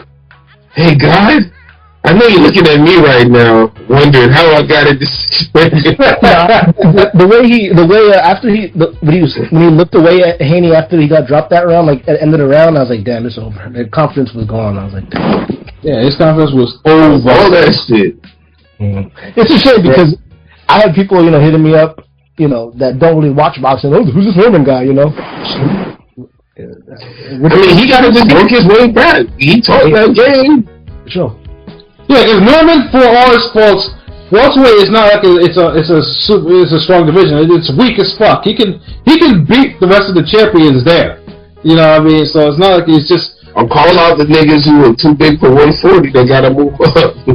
Exactly. Like you put Norman in the ring with Roley or with Barrios or with fucking Crocker. he will beat the shit out of all three of them, most likely. So he just has to look good in this comeback fight, and then call out a champion, and he's good. But he's never going to beat Devin Haney, though. That's just one thing. Now you got to become a whole different fighter to do that. Yeah, to do that, exactly. Yeah, he's not fight night, create a character. Give him Larry Rose jab, give him Floyd Mayweather's defense. Tommy Hearns right hand. No, it don't work like that. The fuck. It don't. Well, like I said, dude became a champion, unexpected champion. He did what he had to do, and he built his name up. But like I said, he's still a big name at 147. So he just go back to the drawing board and just. But yeah, Devin, he needed that fight to get his name back up, so people would be interested in his fights because he has plenty of fights on the table. For 2026, just to have to sign one. Let's see. Next event of the year. I mean, for me, it was the shit in Queens, Ring 3 in Queens. The Belega Shiraz, right? Yeah. That was the only event that gave me fucking. I had a fight with that. It had Puello Matias, right? Puello Matias, Shakur Zepeda, right? Yeah, Katil. It was the overall only card that truly kind of lived up to the hype from top to bottom. Yeah, I think that's card of the year. Event of the year will be the Netflix to me. The Canelo butt to me. Oh, fuck that goddamn. I mean, boxing wise, it's Ring 3 because, like I said, because Turkey had to rebuild his reputation because Turkey. And then remember, Berlanga was talking cash shit too. Yeah, like niggas was on niggas. Remember the Shakur Stevenson and I think Berlanga fell out because it was supposed to be the whole co-main main event shit. Like the fight was buzzing. It was in the wrong venue, but niggas was looking for. And remember, we finally got Zepeda and Shakur signed. Right. Yeah, I mean that was one pay-per-view I was happy to pay. I was satisfied with the money I paid. And Matias Puello was a pretty damn good fight. I mean, that was a damn exactly. How often do we get two good fights like that, and then you end the night with the guy who talks mad shit getting knocked the fuck out in his hometown? In his home, bro, that's like 1, 2. It's like nigga, like that's the event card, all that. It's like, don't get me wrong, the fucking what was that shit with Bulaxi, Smith? I think it was Ortiz, Nadramov on that team. The final crescendo. That was Bivol Better Be 2. Was that Bivol? Yeah, that's probably the runner-up, but it can't win since it was in some random desert, nigga. I'll say Joshua Paul because Joshua Paul trended more than any other event that had this year. Super trended. It was crazy. After the fight, it was largely because of Joshua's performance. Joshua, because we talked about it on the podcast. Joshua had a star-making performance in America. After already being an established former champion. But and that shit until the unfortunate car accident. That motherfucker that buzzed hard. So I can't downplay that event because between that and fucking Jake Paul's jaw being viral all over the fucking place. Yeah, that has to be a candidate. Even though I hated the event as a whole, but yeah, I definitely agree. Those are really the top 2. The crescendo, top 5. Yeah, absolutely. So you definitely have to put that in there. But it was. I know. Canelo Crawford would have been much better had the fights. Some of the fights have been rearranged, but like I said, Netflix got a lot of viewers turned into watching. I want to shout out real quick. Performance of the year, I forgot to say. Adams Bohachuk too. The way Adams did Bohachuk was pretty good. Yeah. Oh fuck yeah! That does need some recognition. That should be on the main card for sure. Yeah. Adams. It was good fight, good fucking performance. Yeah, like I said, had that been on the main card, this is where Netflix really should put it out this is where, I wasn't a believer Netflix was going to be this big savior, but they could have at least done a better job with sequencing their damn cards. That was one fight that really needed to be seen. 5 niggas. A lot of that, because I feel like the American public should have seen Sugar Meeks, and they should have seen that fight. Like, out of all the times they fought this year and shit, like Netflix, I feel like Baumgartner don't need a Netflix fight unless she's fighting Dubois. Right. Whereas until you already gave her a fight, she ain't look that good. That's it. Let the next chick get a chance now. Right.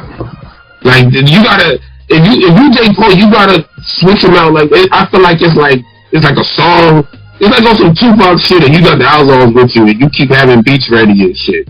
You do your vocals, you do the chorus or whatever, and then it's like, alright, who got the best verse ready? And what?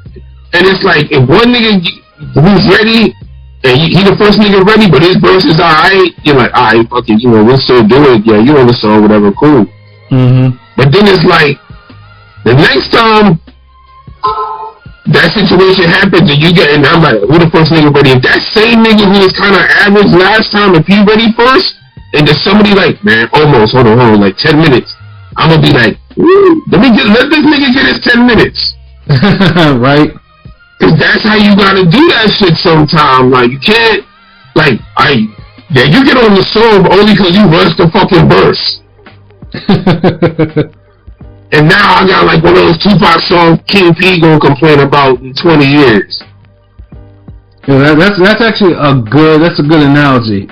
That's a good fucking analogy. I mean, we bring there like, if we couldn't marry hip hop with boxing, we wouldn't exist. Like, but that's exactly what the Jake Paul situation is. After Baumgartner had the co-main on that Serrano Taylor joint, that was it with her. Like, so the Knicks needed to be on the next Netflix joint. Exactly, and Jake Fed showed some love because on top of being incredibly attractive, she fights like a demon. You know what I'm saying? That's what I'm saying. It's like all the attractive chicks, he's like not promoting it. You know, fucking that's what it is. All the attractive chicks, he keeping them on undercards and shit and cards that people know. Dude, Metcalf and the Knicks needed to be on the Netflix main card.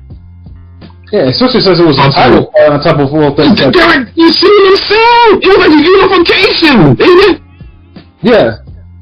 Nigga, like, come on, bro. These are like obvious misses, bro. And then this is the thing. Honestly, when Metcalf came back against Serrano's girl, that needed to be an opener or something. Yeah, because if you're still trying to make these stars, and you're like, okay, we give it Metcalf another chance. We got somebody like the last girl she fought, but not as experienced. Let's kind of see, and you build it up from there. It's like all the attractive chicks. He beat Ebony Bridges, ain't she just lost the other day? Yeah, she lost to like a journeyman, like she was like 3-2 or some shit like that. And it was a war, which was crazy. Like it was. Like Ebony Bridges has fallen so far, like it was a whole. And there was a fall off of work because the thing is, I already emailed you when I started thinking about all the awards. I forgot. I was like, there is a superlative for that. We just didn't get to it yet. It's couple. Yeah. You know. But yeah, like ooh, Bridges. Yeah. Yes. I could have waited then. Yeah. Alright, let's see. Alright, next superlative. The Jesse Vargas Award. The most draws, close fights. Lamont Roach is the easy one. Yeah, yeah, like, they're not even close, like... Dramont Roach. But yeah, no, yeah, Roach, like I said, I mean, had he got the tank and the cruise wins, Bro would probably be in at least, might even be a top 10 or at least 10 or something like that, or something like that. You needed at least one of those. You couldn't do the whole Jesse Vargas year, or like. And I say the Jesse Vargas year. Remember, this is named after Jesse Vargas because Maurice Herrera, you could say he got robbed twice in that year. So like, I didn't want to, it's a bad taste for that. Well, Jesse Vargas though, because funny thing is the years, like, I mean, obviously when he got the draw against Broner, most people thought he won, but when he fought whatchamacallit, like the other one, on the first Matchroom USA review, I thought he lost. Like I thought that was the one. So it was like Delame. There we go. And that's the thing. You could argue for both fights for him. Mm-hmm. Because it's like Deloney came on late, and it's like, God damn, bro. But yeah, those two actually good fights, but yeah, like, so, yeah, Lamont Roach easily won this, bro. Hope you have a better year next year, or this year. Yeah. And next year. I mean, 2027 shout out, future. Yeah, and Roach probably needs to go, at least go to 135. 140 might be, I don't think he's at 140 fighter yet. He needs to go to 135 and kind of grow there.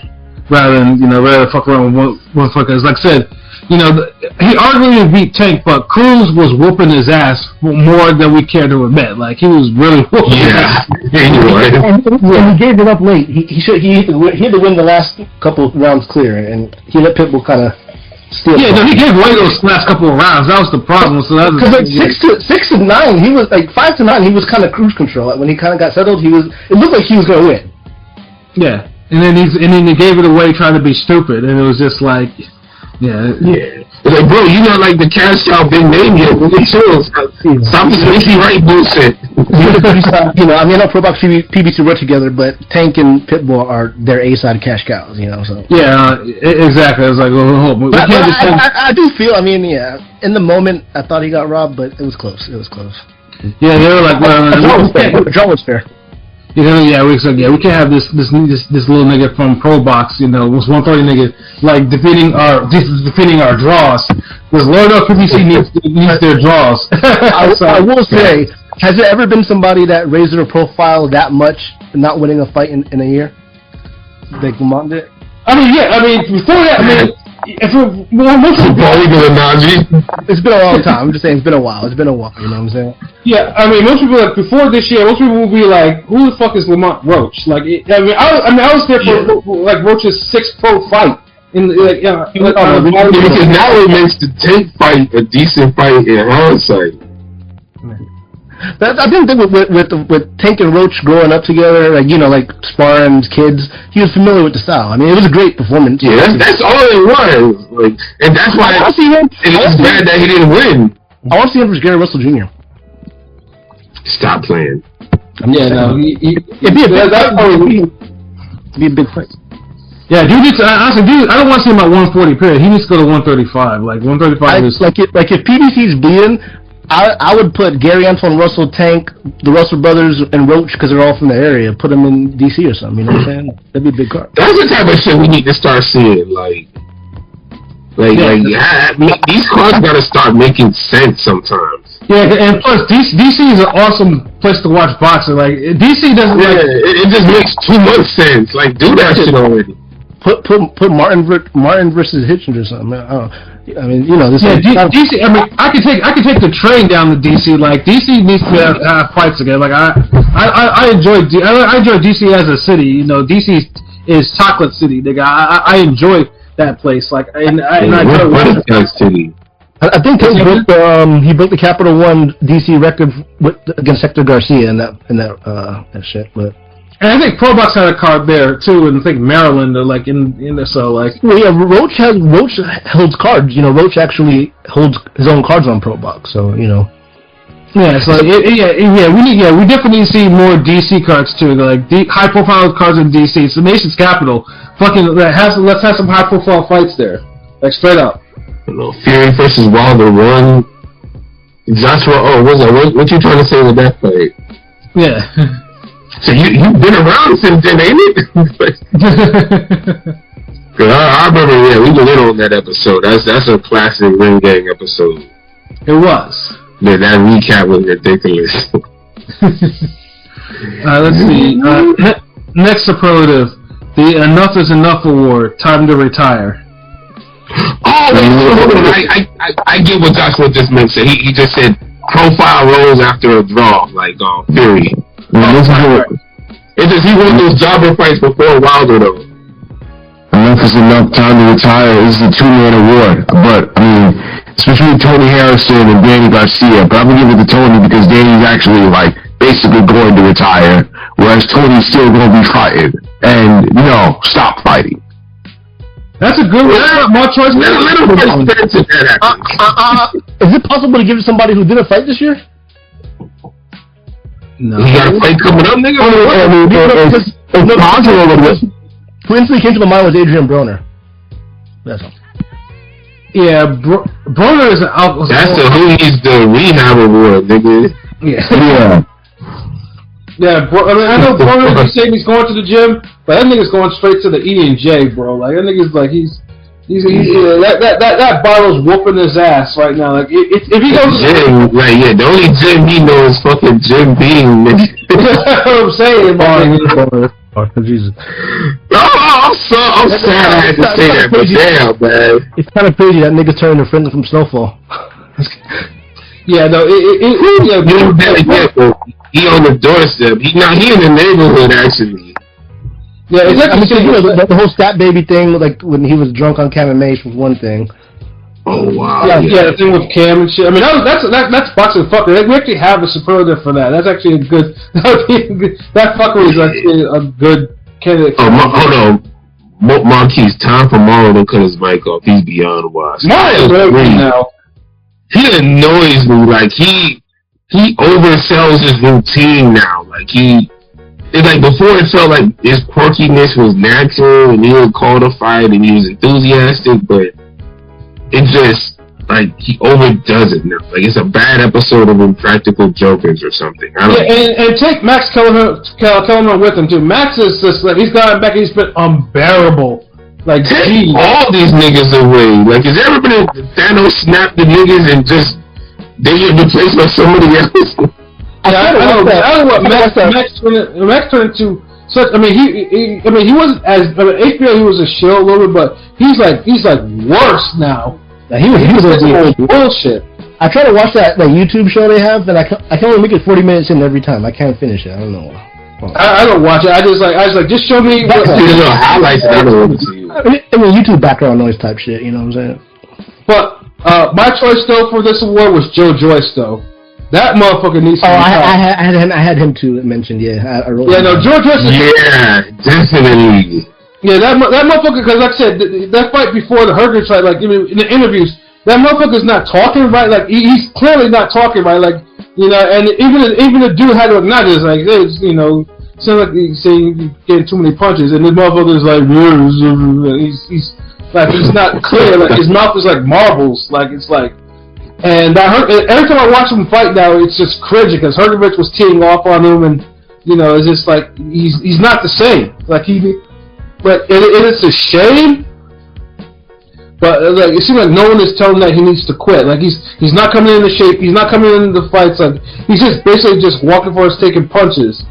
You know, and it's just there's no defense involved, and he never really had defense. But now it's worse because the offense is so bad. So. He had nothing to make up for the bad defense. Because he had that durable chin that we thought couldn't get cracked, but it's British chin, so obviously.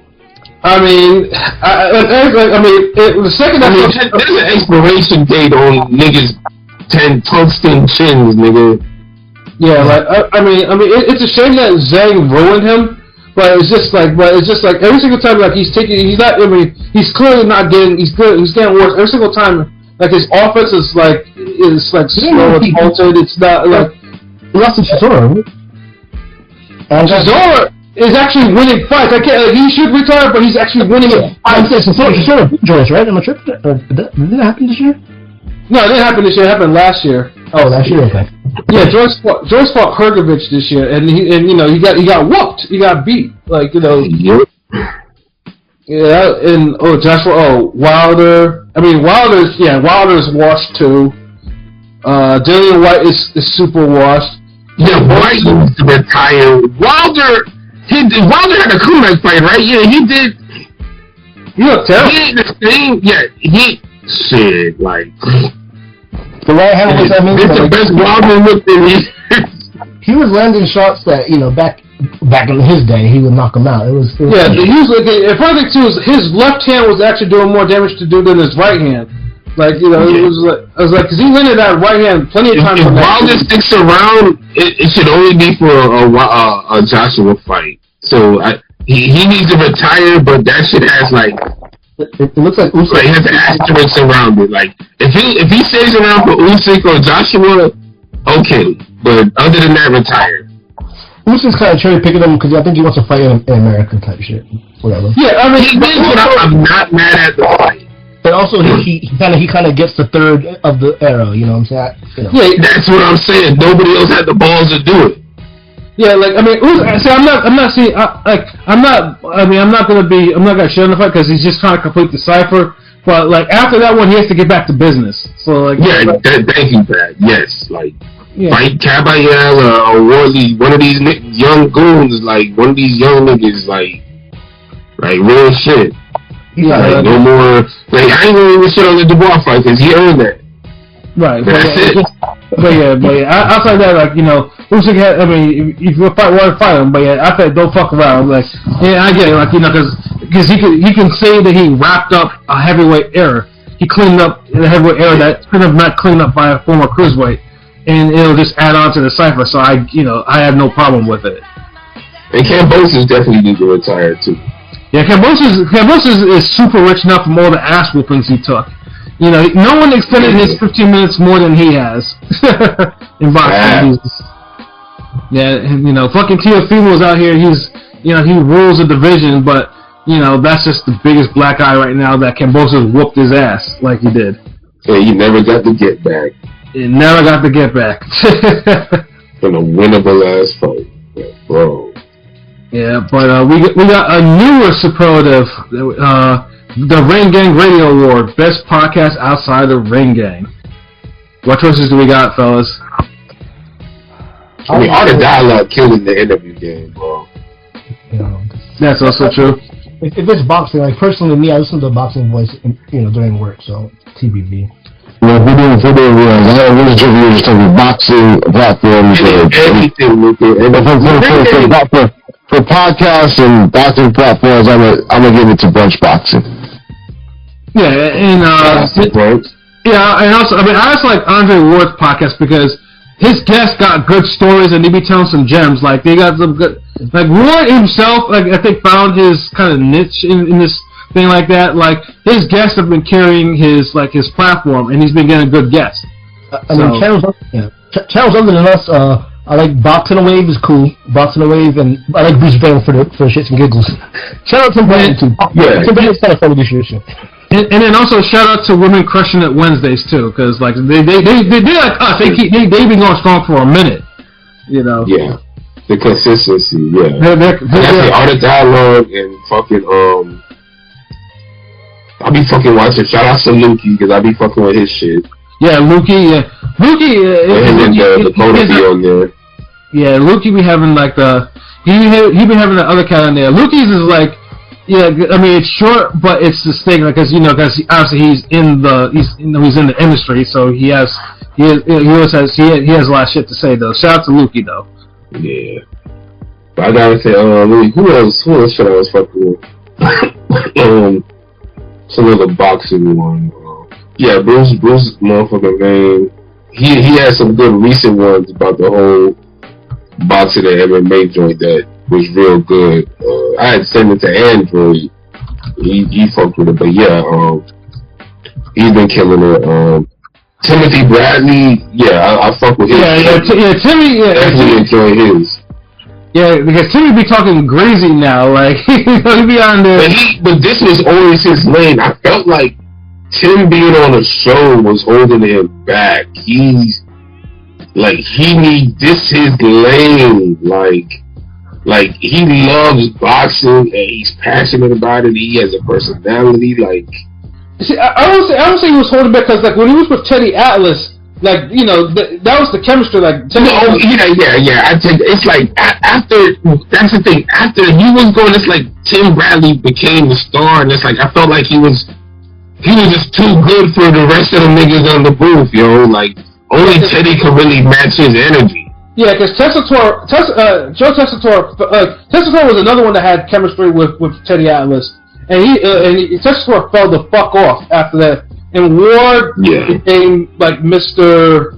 I don't know, like basically he's just like dude became what he was. 2.0, the firmware, him and Max.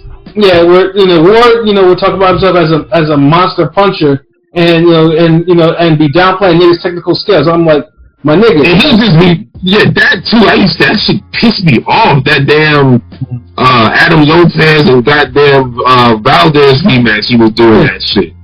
Yeah, I'm like, my nigga, like, do you know what we know you for in your career? We know you all the time he forgot what a jab was with Postol versus Ramirez. Yeah, like, that nigga was... It's shit like that, I just can't fucking stand Andre Ward, my nigga. I'm just sorry. Like, it's shit like that where I'm just like, I'm good on this nigga. That's why, if it's not a random clip or somebody's personally like, yo, Sutter, you gotta watch this interview with this nigga. Like, I just do not give a fuck enough about this nigga. Like, Tupac would have to come back from the dead for me to watch this nigga show or something. one of you niggas get on this show, I'll watch it out of support, but like, I mean, god damn. Yeah, but I do think he found his niche with doing all the smoke stuff. Like I said, he has good guests like this. Look at long enough, nigga. How many years he was doing this? Shit, like he gold medalist, figure it out, goddamn it. And I guess we have to mention Shannon Sharp's podcast too, because for better or for worse, that motherfucker had some, until that little thing he did with the white girl, that motherfucker's interviews and shit was on point. Like that nigga was like really doing it for a minute. Yeah, like his shit. His shit went sideways. There's a lot of niggas. I feel like Gilly and Wallow kind of fell off too. Well, no, Gilly's he's a shield for the Eagles now. Like all this motherfucker does now is he does that obnoxious fucking dance to Too Short, and he made his old white neighbor a fucking social media star, which is fucking crazy. He's a whole shield now. Them niggas got goofy now. And now they do influencer, but I think Gilly's path. We're gonna have to talk about this another time, but Gilly's path from being fucking major figures and shit like that to what he's doing now is a fucking mind fuck to me. Like it is, but I feel like there's a genius involved in it where he knows how to ride waves if that's something, but he be on them early. Cause I fuck with the shit he does with boxing, like, and his shit be going viral, like the events and like. Like, there's something he doing right, like, but it's like, I just feel like maybe the podcast ran its course. I don't know, like, there's some niggas who you could just vibe with them and listen to them talk forever, any given day of the week. Then there's some niggas where it's almost like a season where after about 5 or 6 years or whatnot, or 2-3 years, you're just like, you know what, I don't think there's nothing else this nigga can say that just surprise me, impress me, or just blow me away type shit, and that's it. Well, I mean, he's definitely good. I mean, he's definitely good with riding waves, though. But like I said, he's the Eagles hype man now. So this motherfucker, every single time the Eagles, he'll fucking stay relevant. Yeah, he stays fucking relevant, my nigga. Like, yeah. So shout out to him on that, because I don't want to like, I don't be hating. I talk. Like, but I'll put my podcast niggas up against y'all podcast niggas, and y'all think we talking too much shit or whatnot. Like, nah, hold on, like we don't need. I ain't even gonna show up. I'm gonna set pilot for this nigga. Like, come on, bro, let's get us started, nigga. Yeah, Joshua, Cigar Talk is a good one too. I'm glad. Yeah, Cigar Talk is a good podcast. Yeah, that's a good one. Shout out to Najee. The only thing I get on with him is the whole how like. He was a casual, but now he try to he's now seem more like a hardcore boxing fan, but he try to act like he was never a casual, like he ain't say stupid shit before. He be hitting on Usyk hard. I noticed that. He will love Usyk and getting what? Because look at the Inoue shit. Now he went that Inoue on the show now. Yeah. Dude was out here on some old bullshit anyway, and until he got Inoue on the show. Exactly. Like, I ain't gonna forget that. Yeah.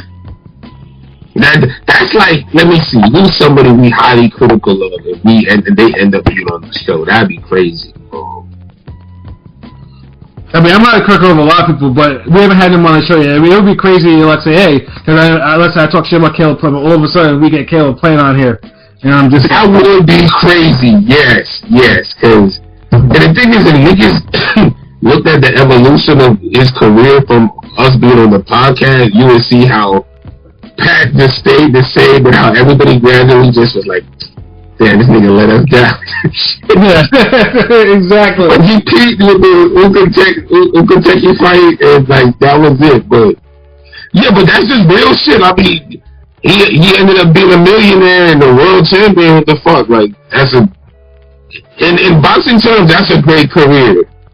Hey Joshua, Danny Garcia on the podcast would be hilarious. Yeah, because he would be. Yes. Yeah, I don't know if I'd be able to even be on the podcast. To be honest, the crazy part is, I think Danny wouldn't even trip. Like he would just look at you as like jokes. Like yeah, this nigga would probably say, "Yeah, I'm getting money." You know what the fuck? But I think he would. Yeah. But somebody like what's the name we just said? Plant, nah, like Plant end up on the fighters, bro. Yeah, no, Plant would be like, you know, like I don't think that'll work out like that. No, but you kind of rock with Plant though. Huh? You rock with Plant. I thought you kind of. Yeah, I do. I've always been a fan, like from the get, but it's like I can't just not see how his career played out. I'm a boxing nigga too. Like he does certain things that, like we gonna critique the boxing side of these niggas. Like that's just what we do. Whereas I was old man Pat with Plant. I was from the. And we've been around enough boxing to know. Like I mean, it's not. If we was like 10, 15, if we was 10 years younger than Plant, we might look bad in that. You know what I mean? Mm-hmm. But we old, like, how old is this nigga? But I know we older than this nigga. Yeah, I'm definitely older than Plant, so that's why it's just like, when I saw that shit, I already knew what time it was, and it was just like, and I kept on calling that shit out, over and over and over. Yeah, props, like, I can't even front on that, but yeah, that'd be crazy. But yeah, Danny Garcia, I feel like would be crazy on the podcast. Yeah, like, shout out to Danny Garcia, because I remember you posted my artwork that time. Yeah, you met him, like, it's yeah, I met him, yeah, he was cool, dude. I gotta repost the pictures and shit, but y'all know what's good. I'll never forget that day, because it was the same day Joshua fought, Vladimir. Mm-hmm, yeah. So that's how I could always remember that day. Like, whatever day that was, that's the day I met Danny Garcia, so that's a crazy boxing day. Yeah, I need to frame it down, because he signed my Zab Judah picture. I think he got another picture he signed to me. That they had like the autographs he had, like, so that was dope. Like, shout out to that. Why was he in Florida anyway? Was he fighting down there? No, like he was doing promo, like he was fucking, shout out to that. He was doing shit that boxers need to do.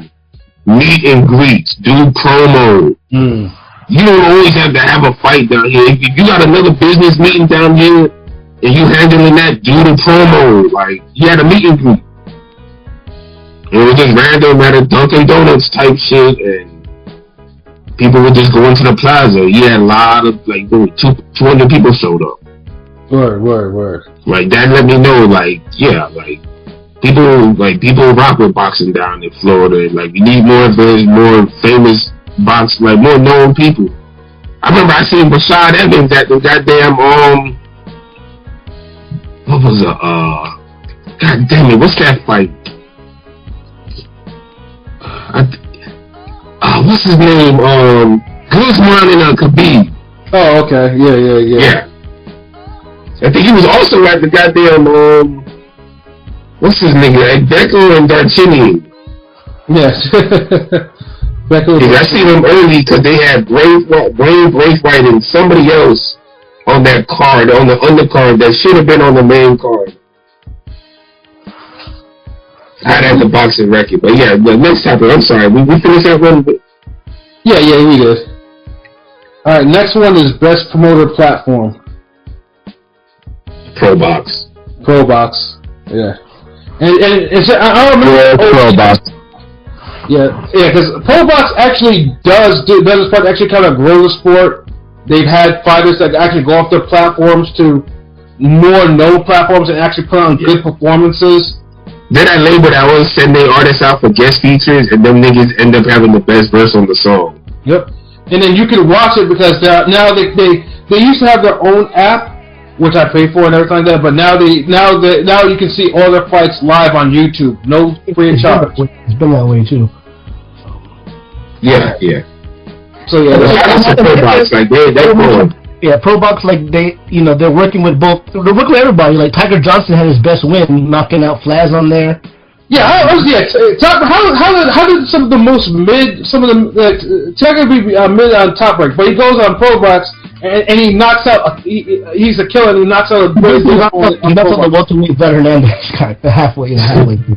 Yeah, man. Sometimes you just need different energy around you, man. That Top Rank pressure must have been something else. Yeah, I'm saying, because they're probably like, they say, look here, boy, if you fight bad, we're gonna cut you. No, I'm serious. That's why with that shit. If he lost that fight, he would have been, because he was kind of on the chopping block, low key, Yeah, like what Pat used to call them just the pink slip fights. Yeah, because you can tell. I mean, how OTX is benefiting from the oath because they got fucking Haven Brady and all the other niggas that were cut from top. Low key, I heard OTX CEO left, and they haven't had a card in a while. I think they're done, to be honest. I think that's what they do. Like, I think they would have there are certain parts of the year. Like, I mean, they're gonna start up again. But I like OTX says OTX brings OTX brings the urban energy. Like, it mixes, and then it does like the money routes and shit like that. So the niggas fight harder. You know what I'm saying? Like. I mean, that's the type of creativity I want to see in boxing. Absolutely. Yeah, OTX boxing. I love watching that. Like, because like I said, they're what misfits wanted to be. Facts.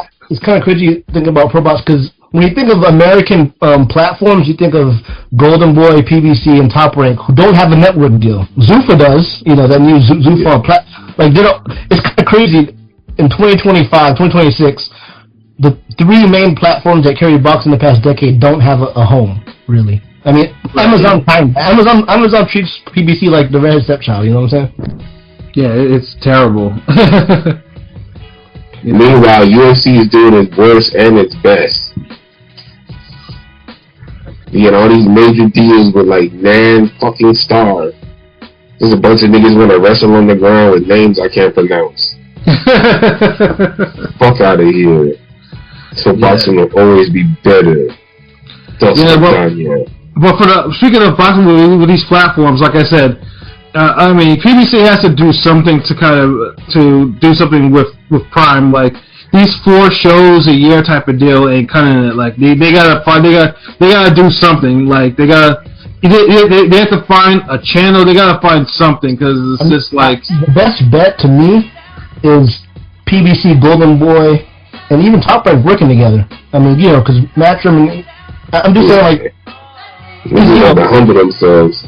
Because we would get great fights, promotional fights, and, PBC seems like they're reluctant to really go all in on Turkey, pause. And I feel like now with Turkey with Zuffa, it's going to be kind of crazy how boxing transitions. Because we're going to watch the Zuffa boxing shit. We're going to watch them shits. Yeah, of course we're going to watch it. We have no choice. We're going to watch it. Maybe, nigga. It's on Paramount. Yeah. I mean, do you niggas have a Paramount account? Yes. I got a Fire Stick. I'm straight. I do not have a Paramount account. I have access to a login, but I can't share. It's not my own, unfortunately. Come on. I'm just kidding. This nigga's like, come on. Yeah, I mean, like I said, I can't criticize Zuffa until at least I watch a couple shows. Like, I can't criticize. Yeah, but okay, you know what it is? Like, Zuffa is like you're going shopping with somebody, and they told you they're gonna get the ingredients for a sandwich, and they're going down all the wrong aisles for shit for a sandwich, but they're getting shit for a sandwich, and they get everything, and then you're just like, I wonder what the fuck this sandwich is gonna be, because this nigga got all types of goofy shit. Like, he got like turkey, then he's putting goddamn horseradish, and he gonna have peanut butter on it, then he got this and all this weird shit. And you just like, damn, like, I'm curious, but I know this shit gonna be trash, but I gotta see the look on this nigga face when he take a bite. Like, that's how the Zuffa shit is looking like to me. Like, the whole premise of it just starting off is just like, I'm not impressed, it doesn't make me care, but I wanna care, it's like a bad accident, like, Well, who they got like marquee quote unquote? Brandon Adams, Valenzuela. Oh, they got Brandon Adams? Yeah, they Brandon Adams is signed to them, if I'm not mistaken. The guy that knocked out Julian Rodriguez, the guy that knocked out Avius Griffin, he's on there too. Yeah, Julian Rodriguez. Yeah, because they announced that shit like on the Jake Paul shit, like after he knocked out dude, which was funny to me. You know, but I said because this show is in 2 weeks, and they haven't announced like they haven't announced yet. They're gonna make an event for that or no?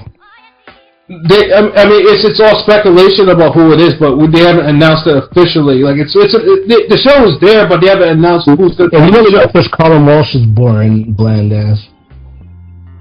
I know Bohachik is going to be on there too, but yeah, it's like like I said, I can't judge it until I see what I'm watching. Like if it's on some old bullshit, then I'm gonna definitely call it out. Like but I actually have to see it how it's going to operate. Word. Yeah, no, but yeah, like the other the established ones, like obviously, Top Rank cannot put all its cards on Tubi. Like they have to find a TV deal. Like they gotta find something. Like Tubi is good for like the smaller cards, but they certain defenses and champions. Like I'm not, because I don't mind certain big fights being on Tubi, but everything can't be on Tubi. It's just impossible. Right? Yeah, it can't be. So yeah, they have to kind of. Hopefully, it's been 6 months. So they gotta get that shit together. You know what I mean? Like they can't they can't do Tubi forever. Like Keyshawn, what Keyshawn did, he might have tried to get up that deal. He don't want to end up on Tubi and shit. It seems like what he did because now he's on Turkey. I feel like he's made for Tubi. Like so many people if it got out that as much like promo he does and known as he is and. If it got out that his next fight is going to be on Tubi, I'm telling you, niggas will watch. I ain't gonna lie. If he does knock out Jermaine Ortiz, fuck it. Fight Devin Haney. I don't know. It's the only, at welterweight right now, if Keyshawn was able to knock out Jermaine Ortiz and move to welterweight to fight Haney, that would get the division, popping, I feel like. Because it's pretty weak right now. No, it's not gonna be. It's not popular now because there's too many average fighters in that division and bad fighters. Like one fight's not gonna set it off. Like we need some more talent in that division. Like it's not like 175 where unfortunately Ryan one fight turns it around. The unfortunate truth is Ryan Garcia, even though he's been nonstop in the kitchen training, him knocking out Barros to set up the Haney fight would kind of get things going. And that's just the unfortunate truth. To me, because right now all these fighters, I don't think highly of Ryan Garcia. I think Ryan Garcia is terrible. He just has a left hook, and that's about it. Right? Rolly's improved since he left Billy and went to Salas, but losing to Rolly when you were expected to win is kind of crazy. The way because he got outboxed. He got cleanly. Yeah, that's Rolly's becoming too much of a thinking fighter, and it's taking away his overall game. If that was the regular Ryan Garcia, he would have lost that fight. Mm-hmm. But there's supposedly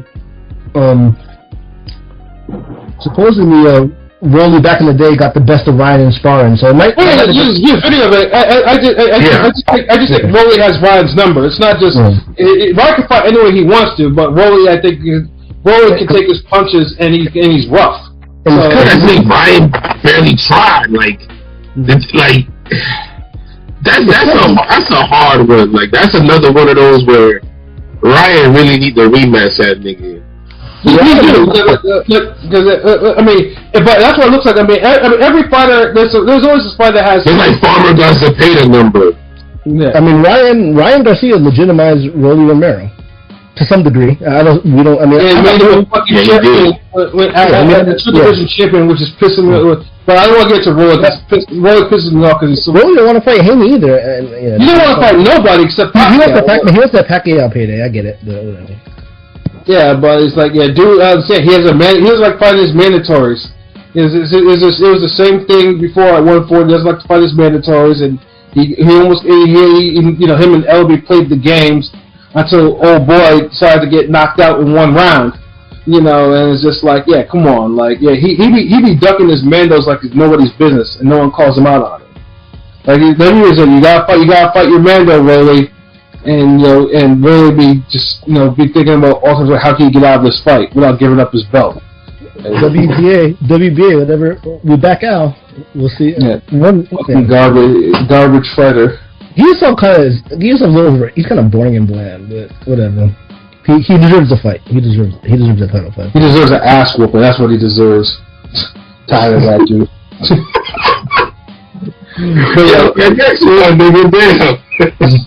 But yo, next superlative, best boxing fuckery moment award. It's your time to shine. The Tank fight. Tank taking a knee in a fight after getting hit with the jab from Roach and blaming it on hair grease, and the ref not counting. Potentially taking a win away from Roach, and the crowd booing him for that explanation. Like that fuckery was high fuckery. Like even Tank fans were like, "What the fuck is this nigga talking about?" Yeah, he couldn't erase that shit. Yeah, that's definitely a top 5 boxing fuckery moment. That remix song, I just got my hair done 2 weeks ago. It's crazy. Yeah. It's kind of like, what's his name? I think it was the coffee chick. Put the line in a battle rap. Yes, it's kind of ironic because, you know, I know before Tank's recent fights, he said, "I don't want to become a meme," and him ducking and not fighting Shakur and not, you know, being the best. I think Tank's got the talent and IQ, but him kind of doing the Roach thing, ironically made him a meme. Yeah, because everyone understood what Roach was. Roach is not a top 135 pounder. Roach was a 130 pounder dragged up to 175 for no reason. He's a champ, yeah. And then Roach made him look bad, and he went down, and he complained about his eye, and the referee didn't count. There was just loads of it, and Tank's reputation took a hit because of it. Like, you know, exactly that. Tank was like, yeah, I have to go fight Jake Paul now, and then, you know, the whole Jake Paul shit, and now Tank is kind of like... You think Tank's quote-unquote face of boxing just kind of ended after the Ryan shit? Like, it just came and went, I feel like, low-key? I mean, I know people still care about it. People still want to see him fight. He goes viral. Yeah, I know. But I'm just saying, it could be a whole fight weekend that's not buzzing. Tank say something about the fight, and he get all the attention from the fight. Like, he's still I just think to me it's like a microcosm of his career. Like, I feel like potentially Tank could have been greater, and he could have been a better face of boxing for America. You know what I mean?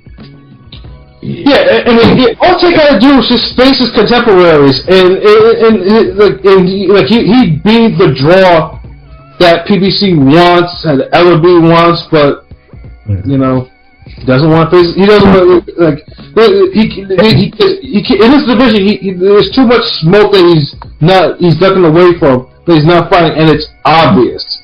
So him not running back with Roach is kind of a lost cause. If you know, like, if you're a fighter and you're great and you get embarrassed like that, low key, you should run that back. But it's trash. It's unfortunate.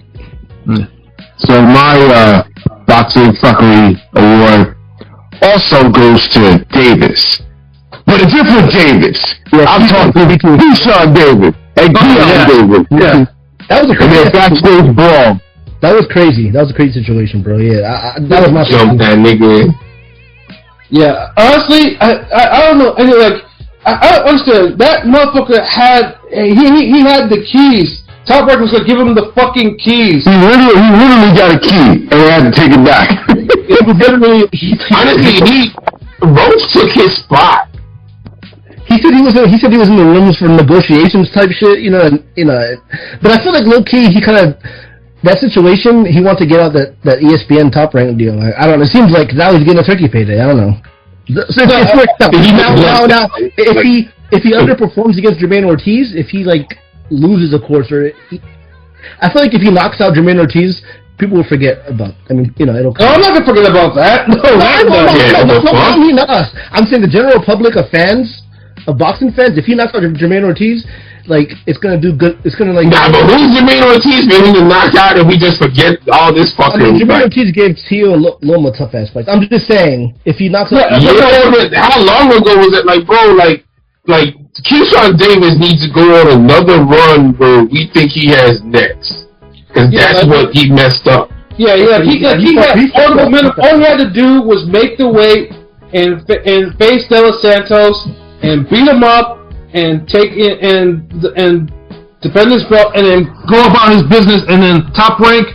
Look, it was so bad. Like, you know, Vic and Allen Iverson co-signing him to like all the media just to get to reduce it. It's like, look, this nigga gonna have to get like maybe he gonna have to go on a little Brian Norman run to get back to where he was at. Yeah, it's not just one fight. Like, bro needs to definitely not one fight. You need at least 2 brutal KOs. He's already talking about welterweight. He's already talking about welterweight type shit. So he didn't even try to be at 140. So. Yeah, but no, because dude had a manic episode, and you know, and I remember Andre Ward was talking about like, I hope you're not letting like this shit, you know, becoming, you know, not letting the moment get to you. But dude, you know, he was like this. He was the businessman, this. And then he blows weight by 4.5 pounds, which is clown shit. And then he and then he sees his brother getting his ass whooped by Albright, and then they jump dude in the back. Like that was potent fuckery. Like, you think he went overweight because he just wanted to protect his chin a little bit, low key?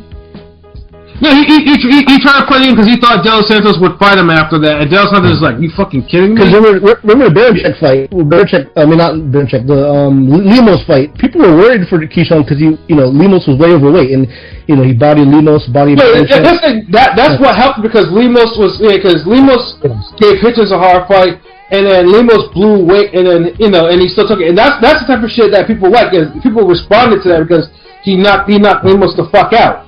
Yeah, so that's Keyshawn. Yeah, I feel what you're saying. Like, he thought dude was gonna go for it, and he was like, "Fuck that." I mean, because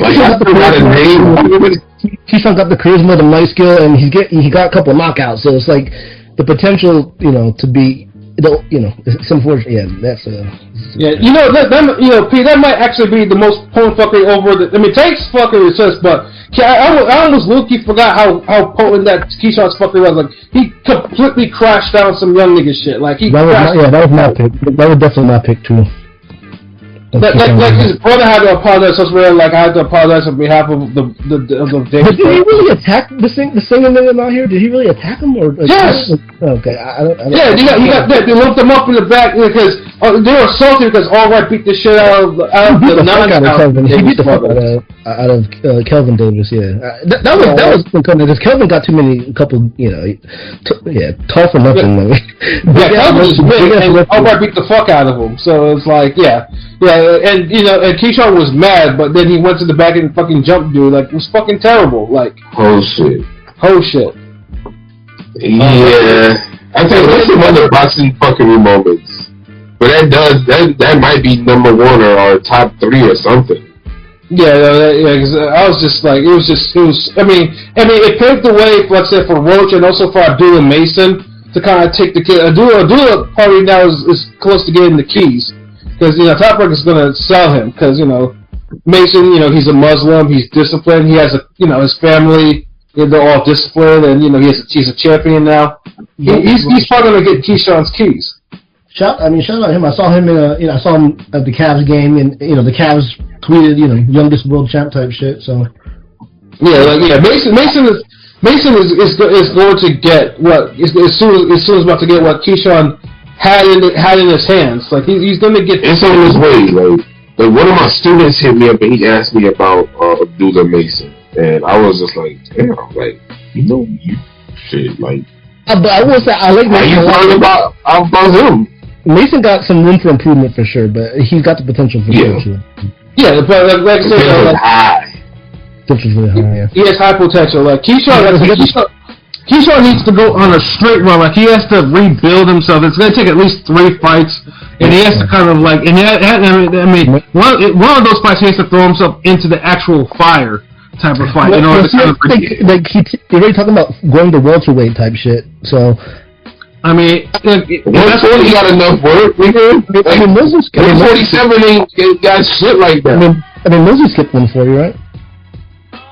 Yeah, but look who he fought though. No, I know. I'm just saying it.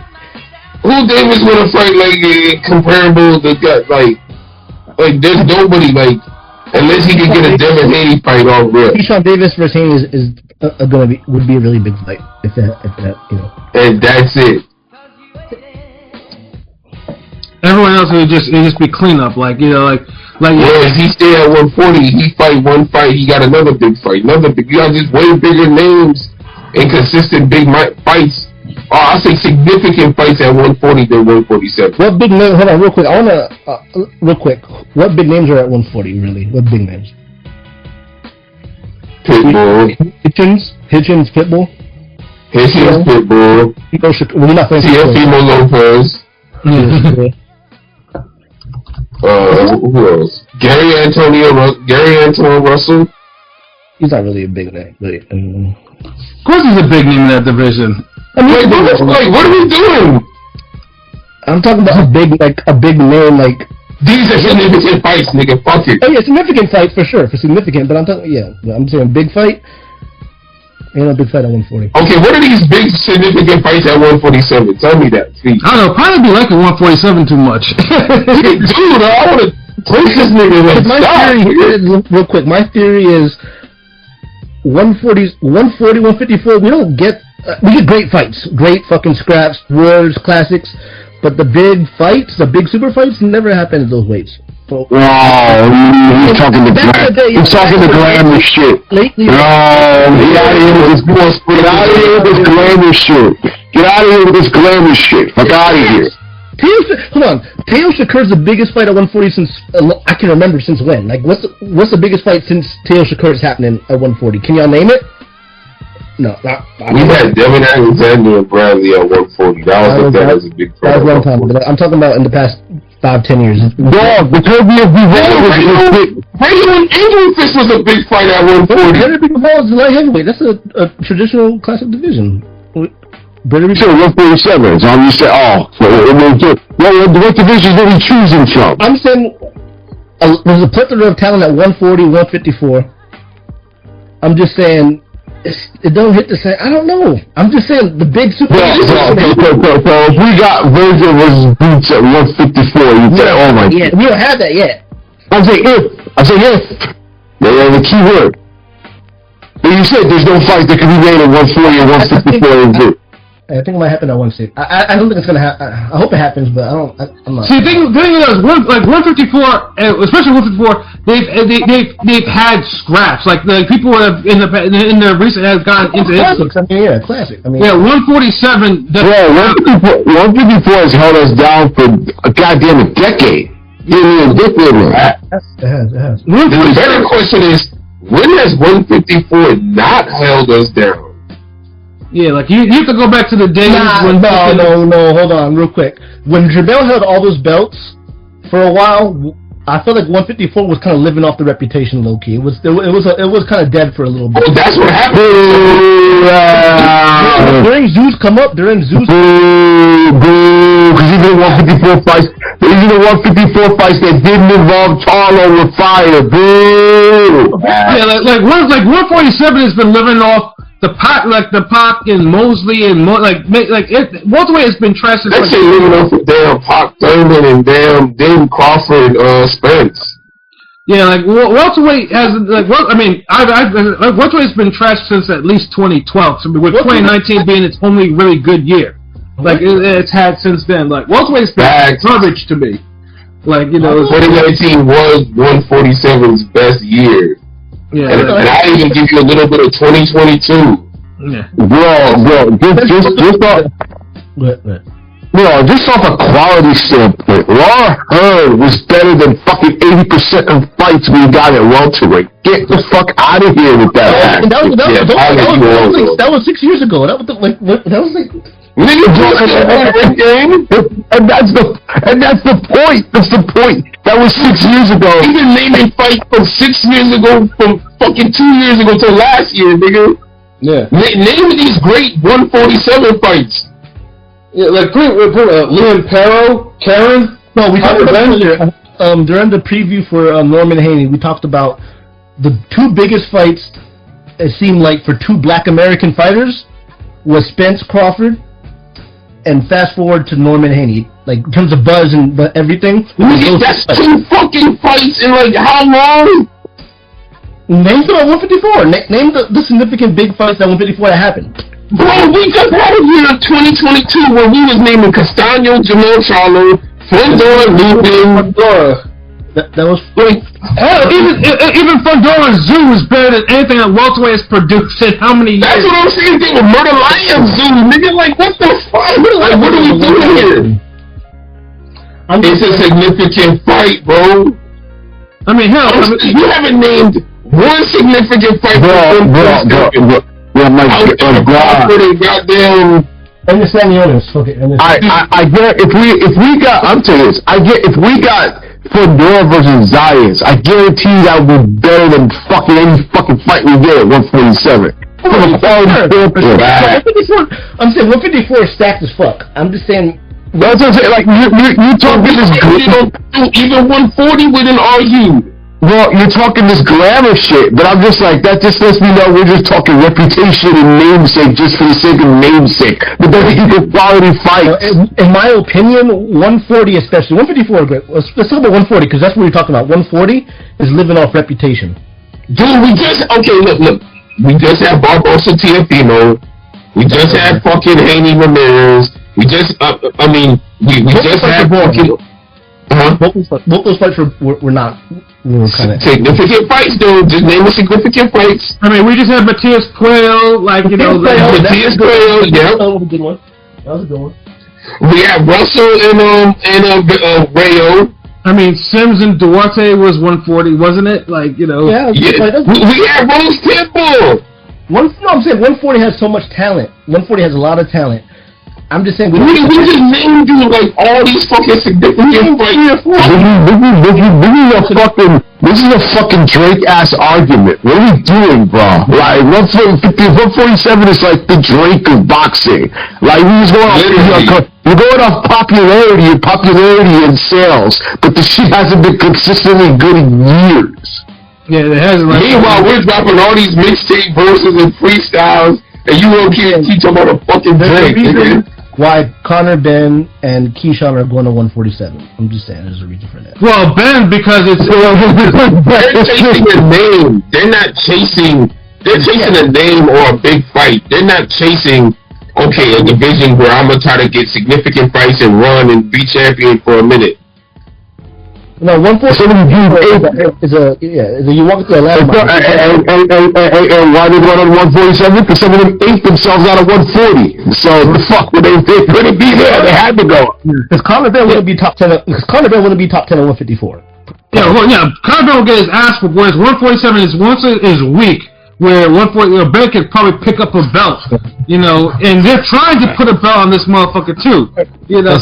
And I guarantee you, Teal will use the weight excuse to move up after Shakur beats him in a close fight. Like I said, 147. Like I said, I mean, even with 147, we're not getting any like hitting classes from 147. Like not even.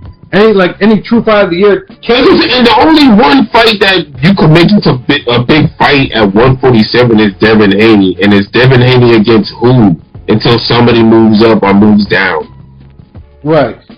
Like, I just don't get, like how is 147 better when you only got one half of a big fight up there? Exactly. Like, it's just like... You can't... Who you mentioning with Haney currently right now, it is a significant fight. Yeah, with Ben... That's currently at 147. It's not really. Yeah, not really. Your Honor, I rest my case. Like, nigga, you literally been like using your own word that against you. The way Pilot talks about fucking 147 with this glitz and glamour shit, I already know he loved the shiny suit era of growing up in the 90s. I know it. Mason Bethel was my first favorite rapper as a kid. I ain't gonna. Thank you. Thank you for proving my point. I'm just saying, no. It comes to what I'm saying. The welterweight division comes in waves. It'll get cracking. And Spence Crawford ended the era of Thurman, Porter, Brooke. I think this got to be the episode we argued the fucking most, because I just can't believe you don't see the obvious with this shit. No, it's a weak ass division. I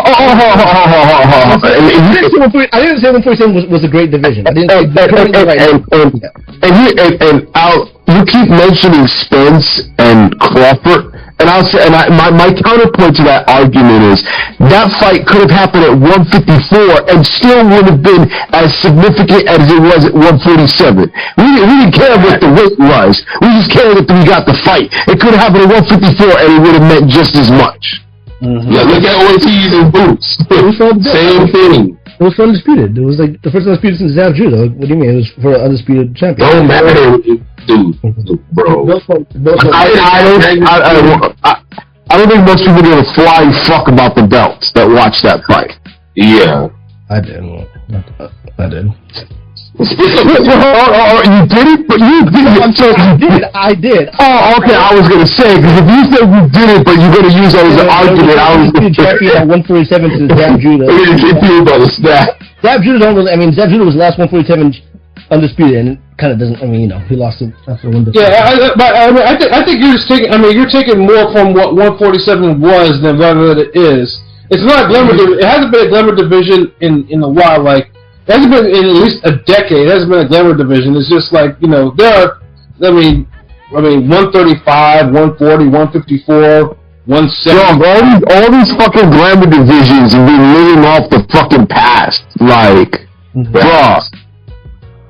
Like, see, 147 and 135, man, like, bruh. Like, come on, man. Like, we get so much shit, almost, we got so much attention to these damn weight classes, but yet we never get the fucking fights we deserve for it. And 135 actually has talent, which 147 does not currently have.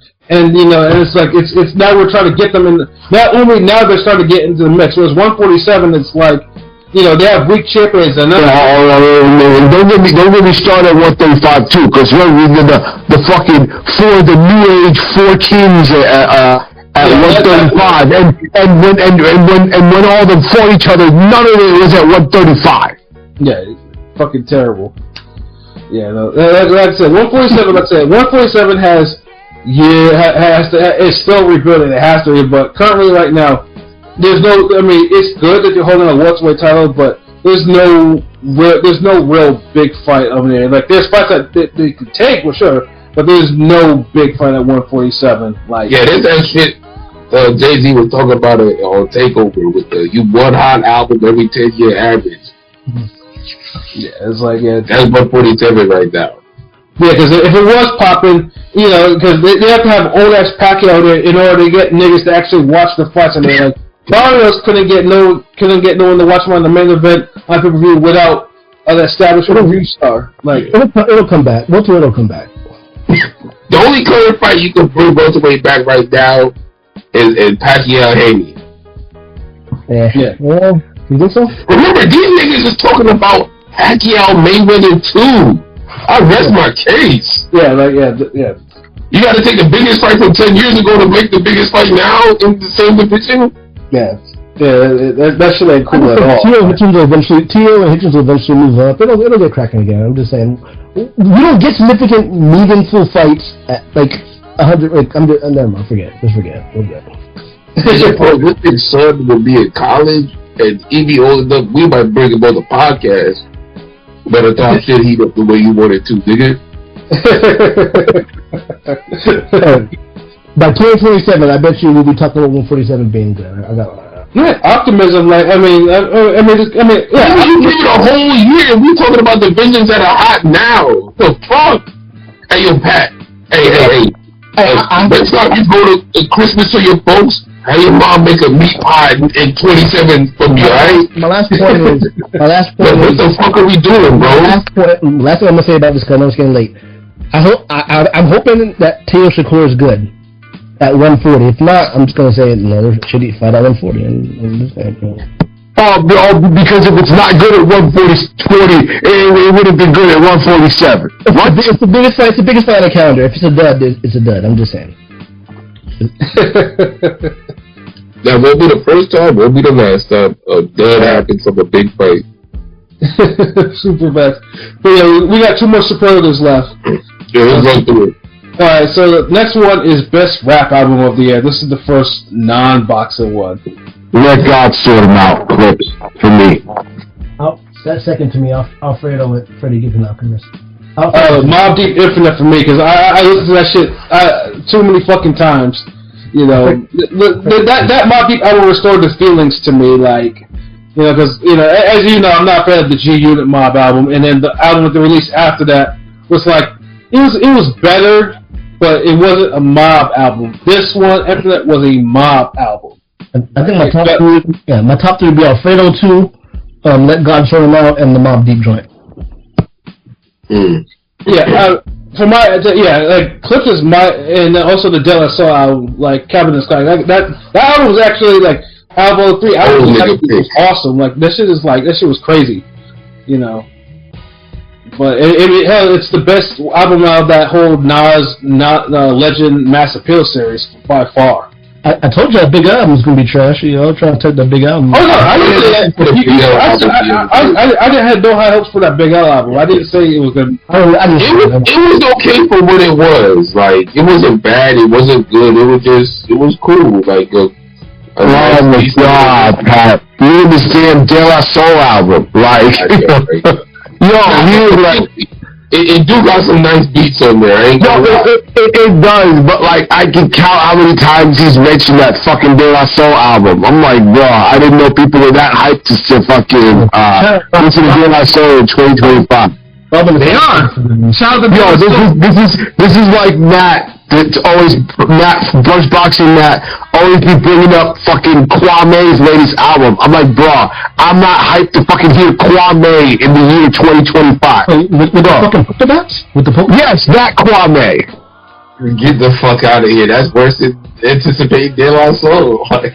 Nigga, the De La Soul album was actually part of that whole Legends. Like, De La Soul is a. It wasn't bad, nigga. It was cool. That De La Soul album was off the chain. I don't know what you're bitching about. Like I mentioned, that was a dope album.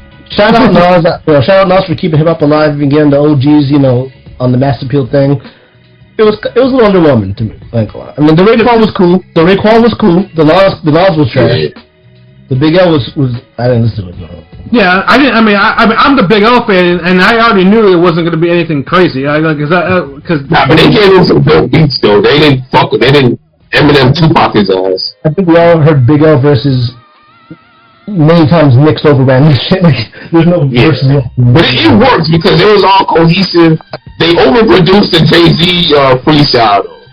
Yeah, they did. But they didn't add anything to that, just make it clearer. And they reprised it, right, Connor? They kind of made it a little bit. But they added more to the beat, they didn't have to. Like, they added something to the beat that was annoying. All you needed was the low-key piano it had. Right. The actual instrumental is a famous one, so that's why I'm just like. Yeah, and it just goes with the whole melody, like. The best type of dislike, the roughing in the fist fight, all such and shit, ain't no such thing as this fight. So we can never be a couple hug. Like, nigga. I see you both a little crew, and just about to get drastic soon. I'm finna break something like a plastic spoon. It's about to get drastic soon. I'm quick to blast the glue and break a motherfucker like a plastic spoon. I got the looks to make you hottie stare. I keep a shotty there. It's a nigga with naughty hair that got fear. Yeah, that shit kind of memorized. Spitting on that nigga. That nigga was spitting on that fucking shit. But damn, what's that shit? He was like, it was the my clan plan to get Giuliani hung. I never been a gas hit. Yeah, I never got a gas at the Lucifer stash fed.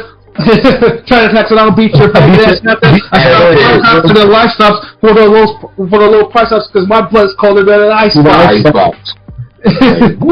What's the Connie Chung line too?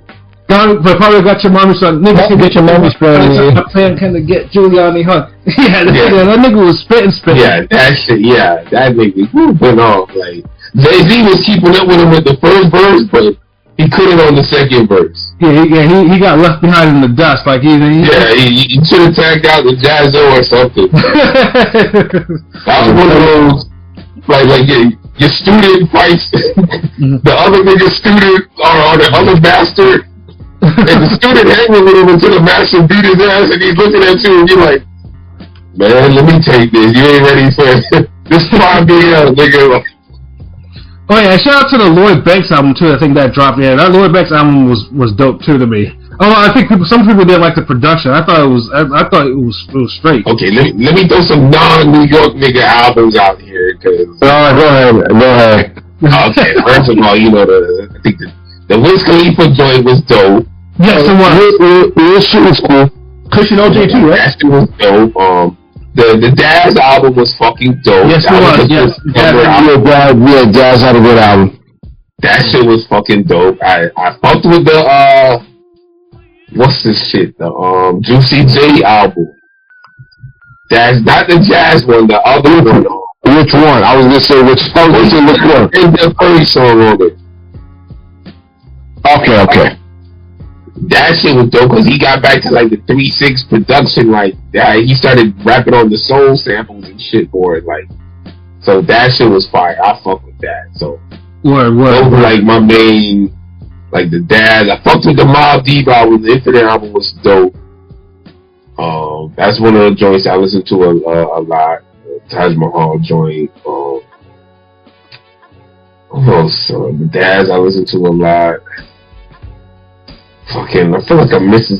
Did Redman drop his album this year? That was pretty good. Yeah, Muddy Waters 2 was cool. Muddy Waters 2? Yeah, Muddy Waters 2 was this year. That was fire. I fucking listened to. I fucked with that shit. Yeah. That shit was. So I listened to that on my trip back. That was damn good. It was like 20 something songs and it didn't feel. Mozzie dropped a really good album last year. I fucked with Mozzie out the West Coast. Mozzie.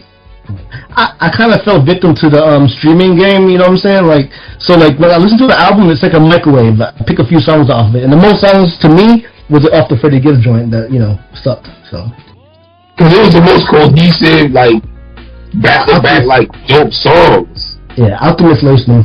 Also, Boldy James released a bajillion fucking albums last year. Boldy just slowed down a little bit. He was too crazy before. He's kind of slowed down a little bit lately. But yeah, I can't complain on that. Could have fooled me. Boldy, he slowed down because he was gonna suffer the fate of currency where I can't keep up. Pause. I can't keep up after a while. Like you dropping once every month, nigga. Right now. He dropped like fucking 5 albums last year. Yeah, chill. Like, hold on, wait. Like, I dropped 3 albums last year, nigga. Chill. Like, Boldy dropped 3. If he dropped 5 and I'm dropping 3 and you sounded like that for 5, like but here's the thing. He dropped like 5 albums last year after dropping 3 the other year and then 4 the year before, and I'm just like, bro, like come on, chill. I'm still enjoying it. I stand corrected it. Okay, I'm still enjoying the last one. I'm like, bro, I'm trying to enjoy this one, and then 2 weeks later, boom, another one. I'm like, yo, let me enjoy it. Yeah. Niggas a solo artist with a no limit record schedule, son. Like, not every Tuesday I got something on. Okay, I get it, because I ain't dropped that since like 2022. Yeah, it's different, because like, you dropped a couple albums after yeah. It was like you dropped a couple albums after like a little break, a little hiatus. It was like, okay, so it makes sense. Not dropping fucking 12 albums in the span of 2 years. And all these things were like solos for him, right? Yeah. That's crazy. At least I dropped 2 group albums where it's like, okay, I know y'all wanted the solo, he gave y'all that, but yeah, you fuck with these niggas right here too. Like, alright, cool, but 12 solo albums in like 3 years is like, that's like basehead numbers. Like, yeah, what are you like? You got a life? You know what I'm saying? Like, that's too much. Hip hop is life, but fuck. Like that, boxing is life, but fuck, nigga. Like, you fought 12 times a year, nigga. But yeah, that's crazy. But yeah, hip hop might have been better than boxing last year. Yeah, no, hip hop was. Yeah, there was some real good consistent shit this year. So. I was kind of low key enjoying the rap music that came out last year. I don't know, it's like dope shit came out through the whole year. Right. It didn't feel like there was a season finale for music, whereas when Canelo Crawford ended, it was like, damn, okay, well, the credits is rolling, it's black and white photos. Yeah, boxing had to kind of find its way until fucking Anthony Joshua and Jake Paul shit, popped off. Yeah. Oh shit, fucking Ollie Mayer and Olivia Curry and then we're keeping it alive. True. Random pro box cards and women boxing was keeping it alive until the Jake Paul Joshua shit and December just closed it out. Yeah. But one more superlative and then we can get up out of here. Best movie of the year. I know the answer for most people would probably be Sinners. I mean, not for me, nigga. No, it's not for me either. Although I like Sinners. I saw it 4 times in the fucking theaters. Oh Lord, I'd have went crazy. Yeah, because it was like 4 times. Jeez, that's one of those Kendrick albums. That's a one-time viewing only. Well, I mean, I enjoyed it because one obviously one wanted to go with me. The other one wanted to be I want to discuss with you all the hidden meanings and shit like that. So I was like, okay, I humored that, and the other one was yeah. Oh, I knew it. Yeah, no, nigga. It was an interesting movie though, but I mean, I'm happy that Michael B. Jordan got a lot of praise for it. Yeah, it was a good movie, but not movie of the year for me. You think Michael B. Jordan's the de facto A-list, the top guy in Hollywood for American actor? Oh, he's A-list. He's definitely A-list. Yeah, he's definitely. Yeah, no. I think everything's Black Panther. Yeah, well, I mean, Creed was where his star rose, but the Black the Black Panther shit made him probably A-list because at that point, so.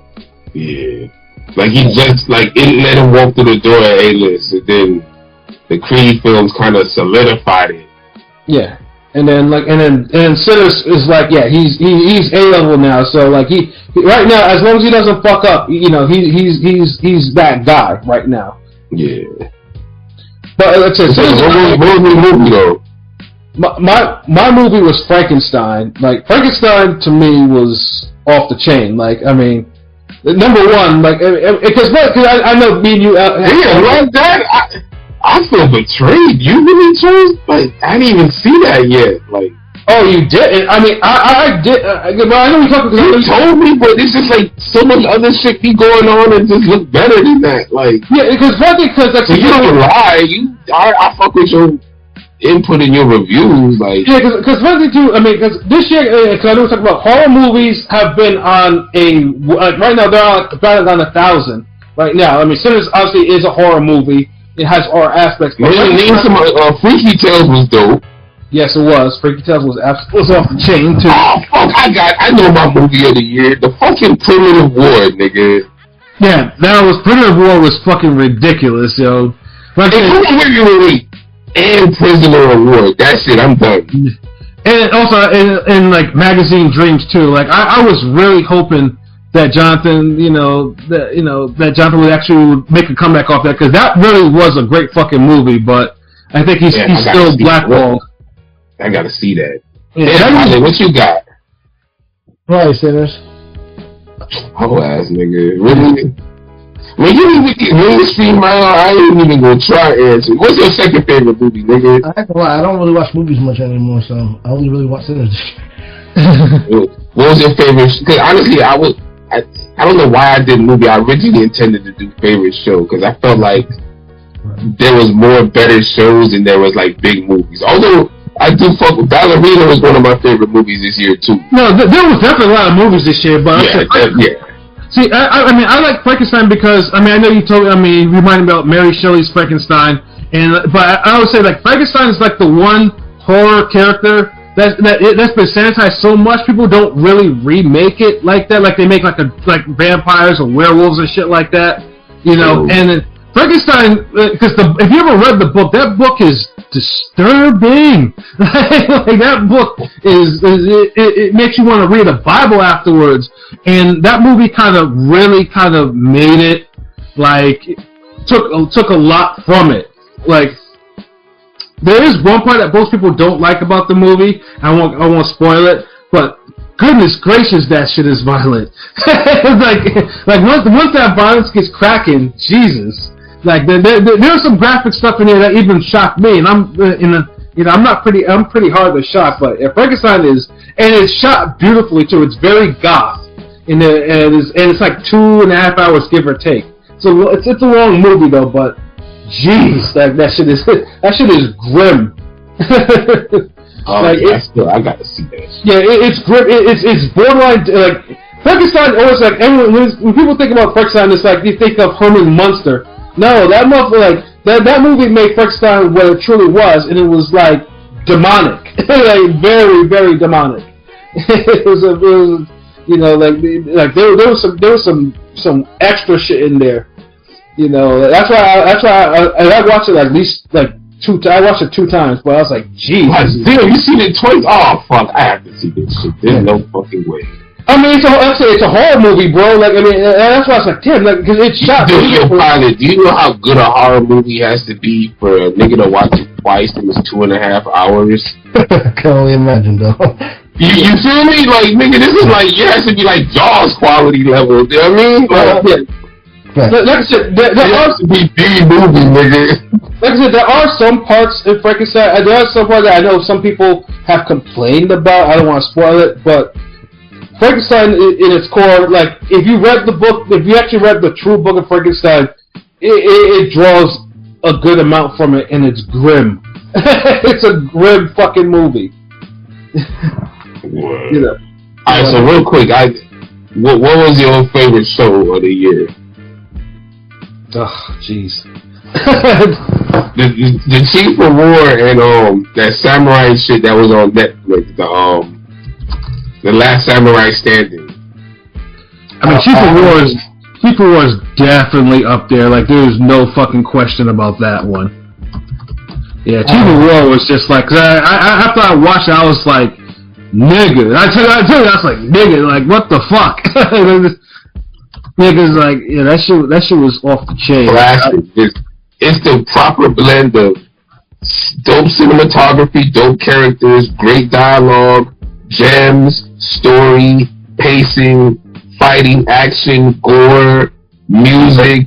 Yeah, of course, Welcome to Derry 2 is also up there too. Welcome to Derry. Yeah, I enjoyed the fuck out of that. Actually, that might be my favorite TV show of the year, straight up. Like, you know, Welcome to Derry. Nah, that goddamn, you know the scene I'm talking about. That automatically disqualifies it for me. Yeah, and then also America was a big munch, man. I can't see why people get hurt like that. And then also American Primeval too was off the chain too. That shit was, you know, I don't even like shit like that. I think that was like a western. Niggas was getting scalped. Oh fuck, the one with the chick trying to find her husband or some shit. Oh yeah, nigga, that shit was wild. That one Indian massacre scene type shit. Yeah, niggas was getting straight up scalped, like off with your top, nigga. Like, yeah, I ain't gonna lie. That scene and the scene where them niggas shoot the fucking cannonball, the nails on Chief of War. Yeah, that's some of the most brutal television I've seen, my nigga, this year.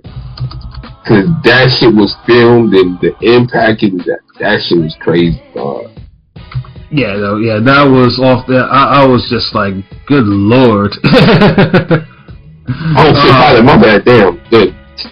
I'm sorry, what you was about to say? I think you was about to say something, right? My bad. No, I'm good. Yeah. And also because someone put me onto this and it turned out to be a very decent show for whatever reason. Shout out to Hunting Wives on Netflix. Not my type of show, but I was told to watch it. And basically it's white people doing a lot of white people shit. Like, very deviant white people shit. you know, and it was entertaining for what it was, especially about white socialites, which I give two shits about, but I was coerced into actually watching it, and I was like, God damn, like this shit is like deviant as fuck, you know, but it's not American Pre-Medieval or like the other or Welcome to Derry though, but I had to get that honorable mention because I was like, God damn, this shit is really out there. And then Robin Hood too, I actually liked. No. Damn, I see that. Okay, we kind of deviated from shows. Like I didn't see that. I see that. Let me see that. The few Korean dramas I've seen, Weak Hero. I think the season 2. Yeah, Weak Hero was good as fuck. Yeah, I love that shit. That shit was crazy. And then Study Group. That shit was hard. Fucking Study Group was hard. Like, I have not seen it, but I will get around to seeing it. Yeah, it's like a dude go to a new school and he kind of slow. Like he want to get smarter, but he like good as fuck. And he's trying to raise his GPA, so he forms a study group and niggas is like trying to bully him and his friends, and he beating their ass, but all his friends in the group like could fight too. And so it's like it's a study group against them different gangs in the school shit, and Yakuza niggas get involved. And yeah, I'm gonna have to go put that on my list. I might need to catch that real quick. Oh yeah, there was definitely a lot of fire shit, but yeah, this is a great show, man. Absolutely. So yeah, I mean, 2025 though, obviously we gotta hope that we have. I think the shows, movies, and music were better than boxing. Yeah. Hopefully in 2026, that kind of like that balance kind of goes the other way around. Although I don't want music or movies or TVs to suck too. I don't want that to suck at all. Yeah, because it's like damn. And it's like running up for damn Force and Spartacus at the end of the year. Yeah, Spartacus. I mean, the reboot still entertaining. It's not what it was before, but still fucking entertaining. Yeah. One thing I think that's been improved upon is the dialogue. Yeah, it's more natural. Like they're not forcing it, or they're not putting extras on it. It's like it's. Not in the sense you're saying. The dialogue always been great, but I feel like now it's like there's more like it's like the dialogue. It's like the dialogue is spread out more with the characters, like the quotables and like damn near the old the cackling hands. The old bitches is like spitting one-liners back to back against each other type shit. Where. The midgets, like just even random people, the doctor, like more like the great dialogue is spread out more, whereas before I felt like that the dialogue was great, but it wasn't spread out. Like you would only know, like, okay, you expect some dope shit from this nigga and that nigga, you expect some funny shit from this nigga, you expect some nasty shit from this nigga. But whereas now it's like here everybody's dishing that shit out. Facts. So that's a different. Like even like Asher gets more bars. Like even he drops gems and knowledge. Like the shit. Like he was like speak plainly. He's like yes. He said speak. I should speak plainly that one with base intellect should grasp. And it's like yo, god damn, like. And it's like, and they be in just regular conversations when they saying this shit. So when they all say it so natural and so fast, you might not even get it. Like, oh shit, like you tried this. Where like I don't think it was like that before. Like the conversations were a little more forceful. They weren't smooth. Like that's not the word, because they felt smooth. Like they felt more dramatic. The dialogue was more important back then because the stakes were higher. True. So I mean, niggas is slaves. Niggas fighting for their lives. Anytime you talk to the niggas, it's like some like Hey, it ain't no. Hey, yo, Pilot, did you run the Twitter poll? Like, nah, I'm gonna get to it after lunch. It's yo, Pilot, nigga, damn, bro, like, you ran the fucking Twitter poll? Goddamn Romans at the gate, nigga. You got a legion of niggas, like, it's more urgency, so I think that's the difference, like absolutely. Niggas have to really speak due to circumstances where this niggas is just flying off with the cutbacks and the zingers and shit off, like easily.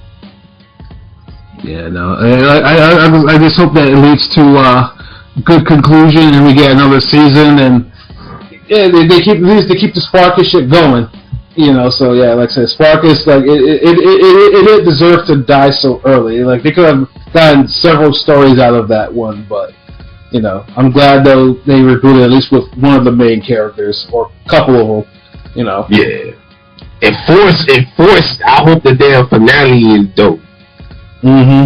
Cause that last episode was fire. Like Force, like woof. Yeah, absolutely. Like that shit off the chain, my nigga. Like, for a recommendation for y'all to watch if we're listening, whoever's remaining listening. Yeah, but yeah, definitely watch Force. But yeah, we out of here, man. Yeah, we gotta get up out of here. But yeah, no, great show. You know, 2025 was a year. Hopefully, 2026 is the same, and we will try to get a football preview show. Probably not tomorrow since we went so long today. You know, maybe Thursday we'll try to get a show up. And then because I know, like, you know, there's some football thoughts that need to be let off. You know, we're gonna try to get Rome and everything like that. To need Rome to answer my question, but it looks like it's looking like Thursday, so I might just schedule it to then. But yeah, no, good show, everyone. You know, for myself, Pat Scorpio, New England representative.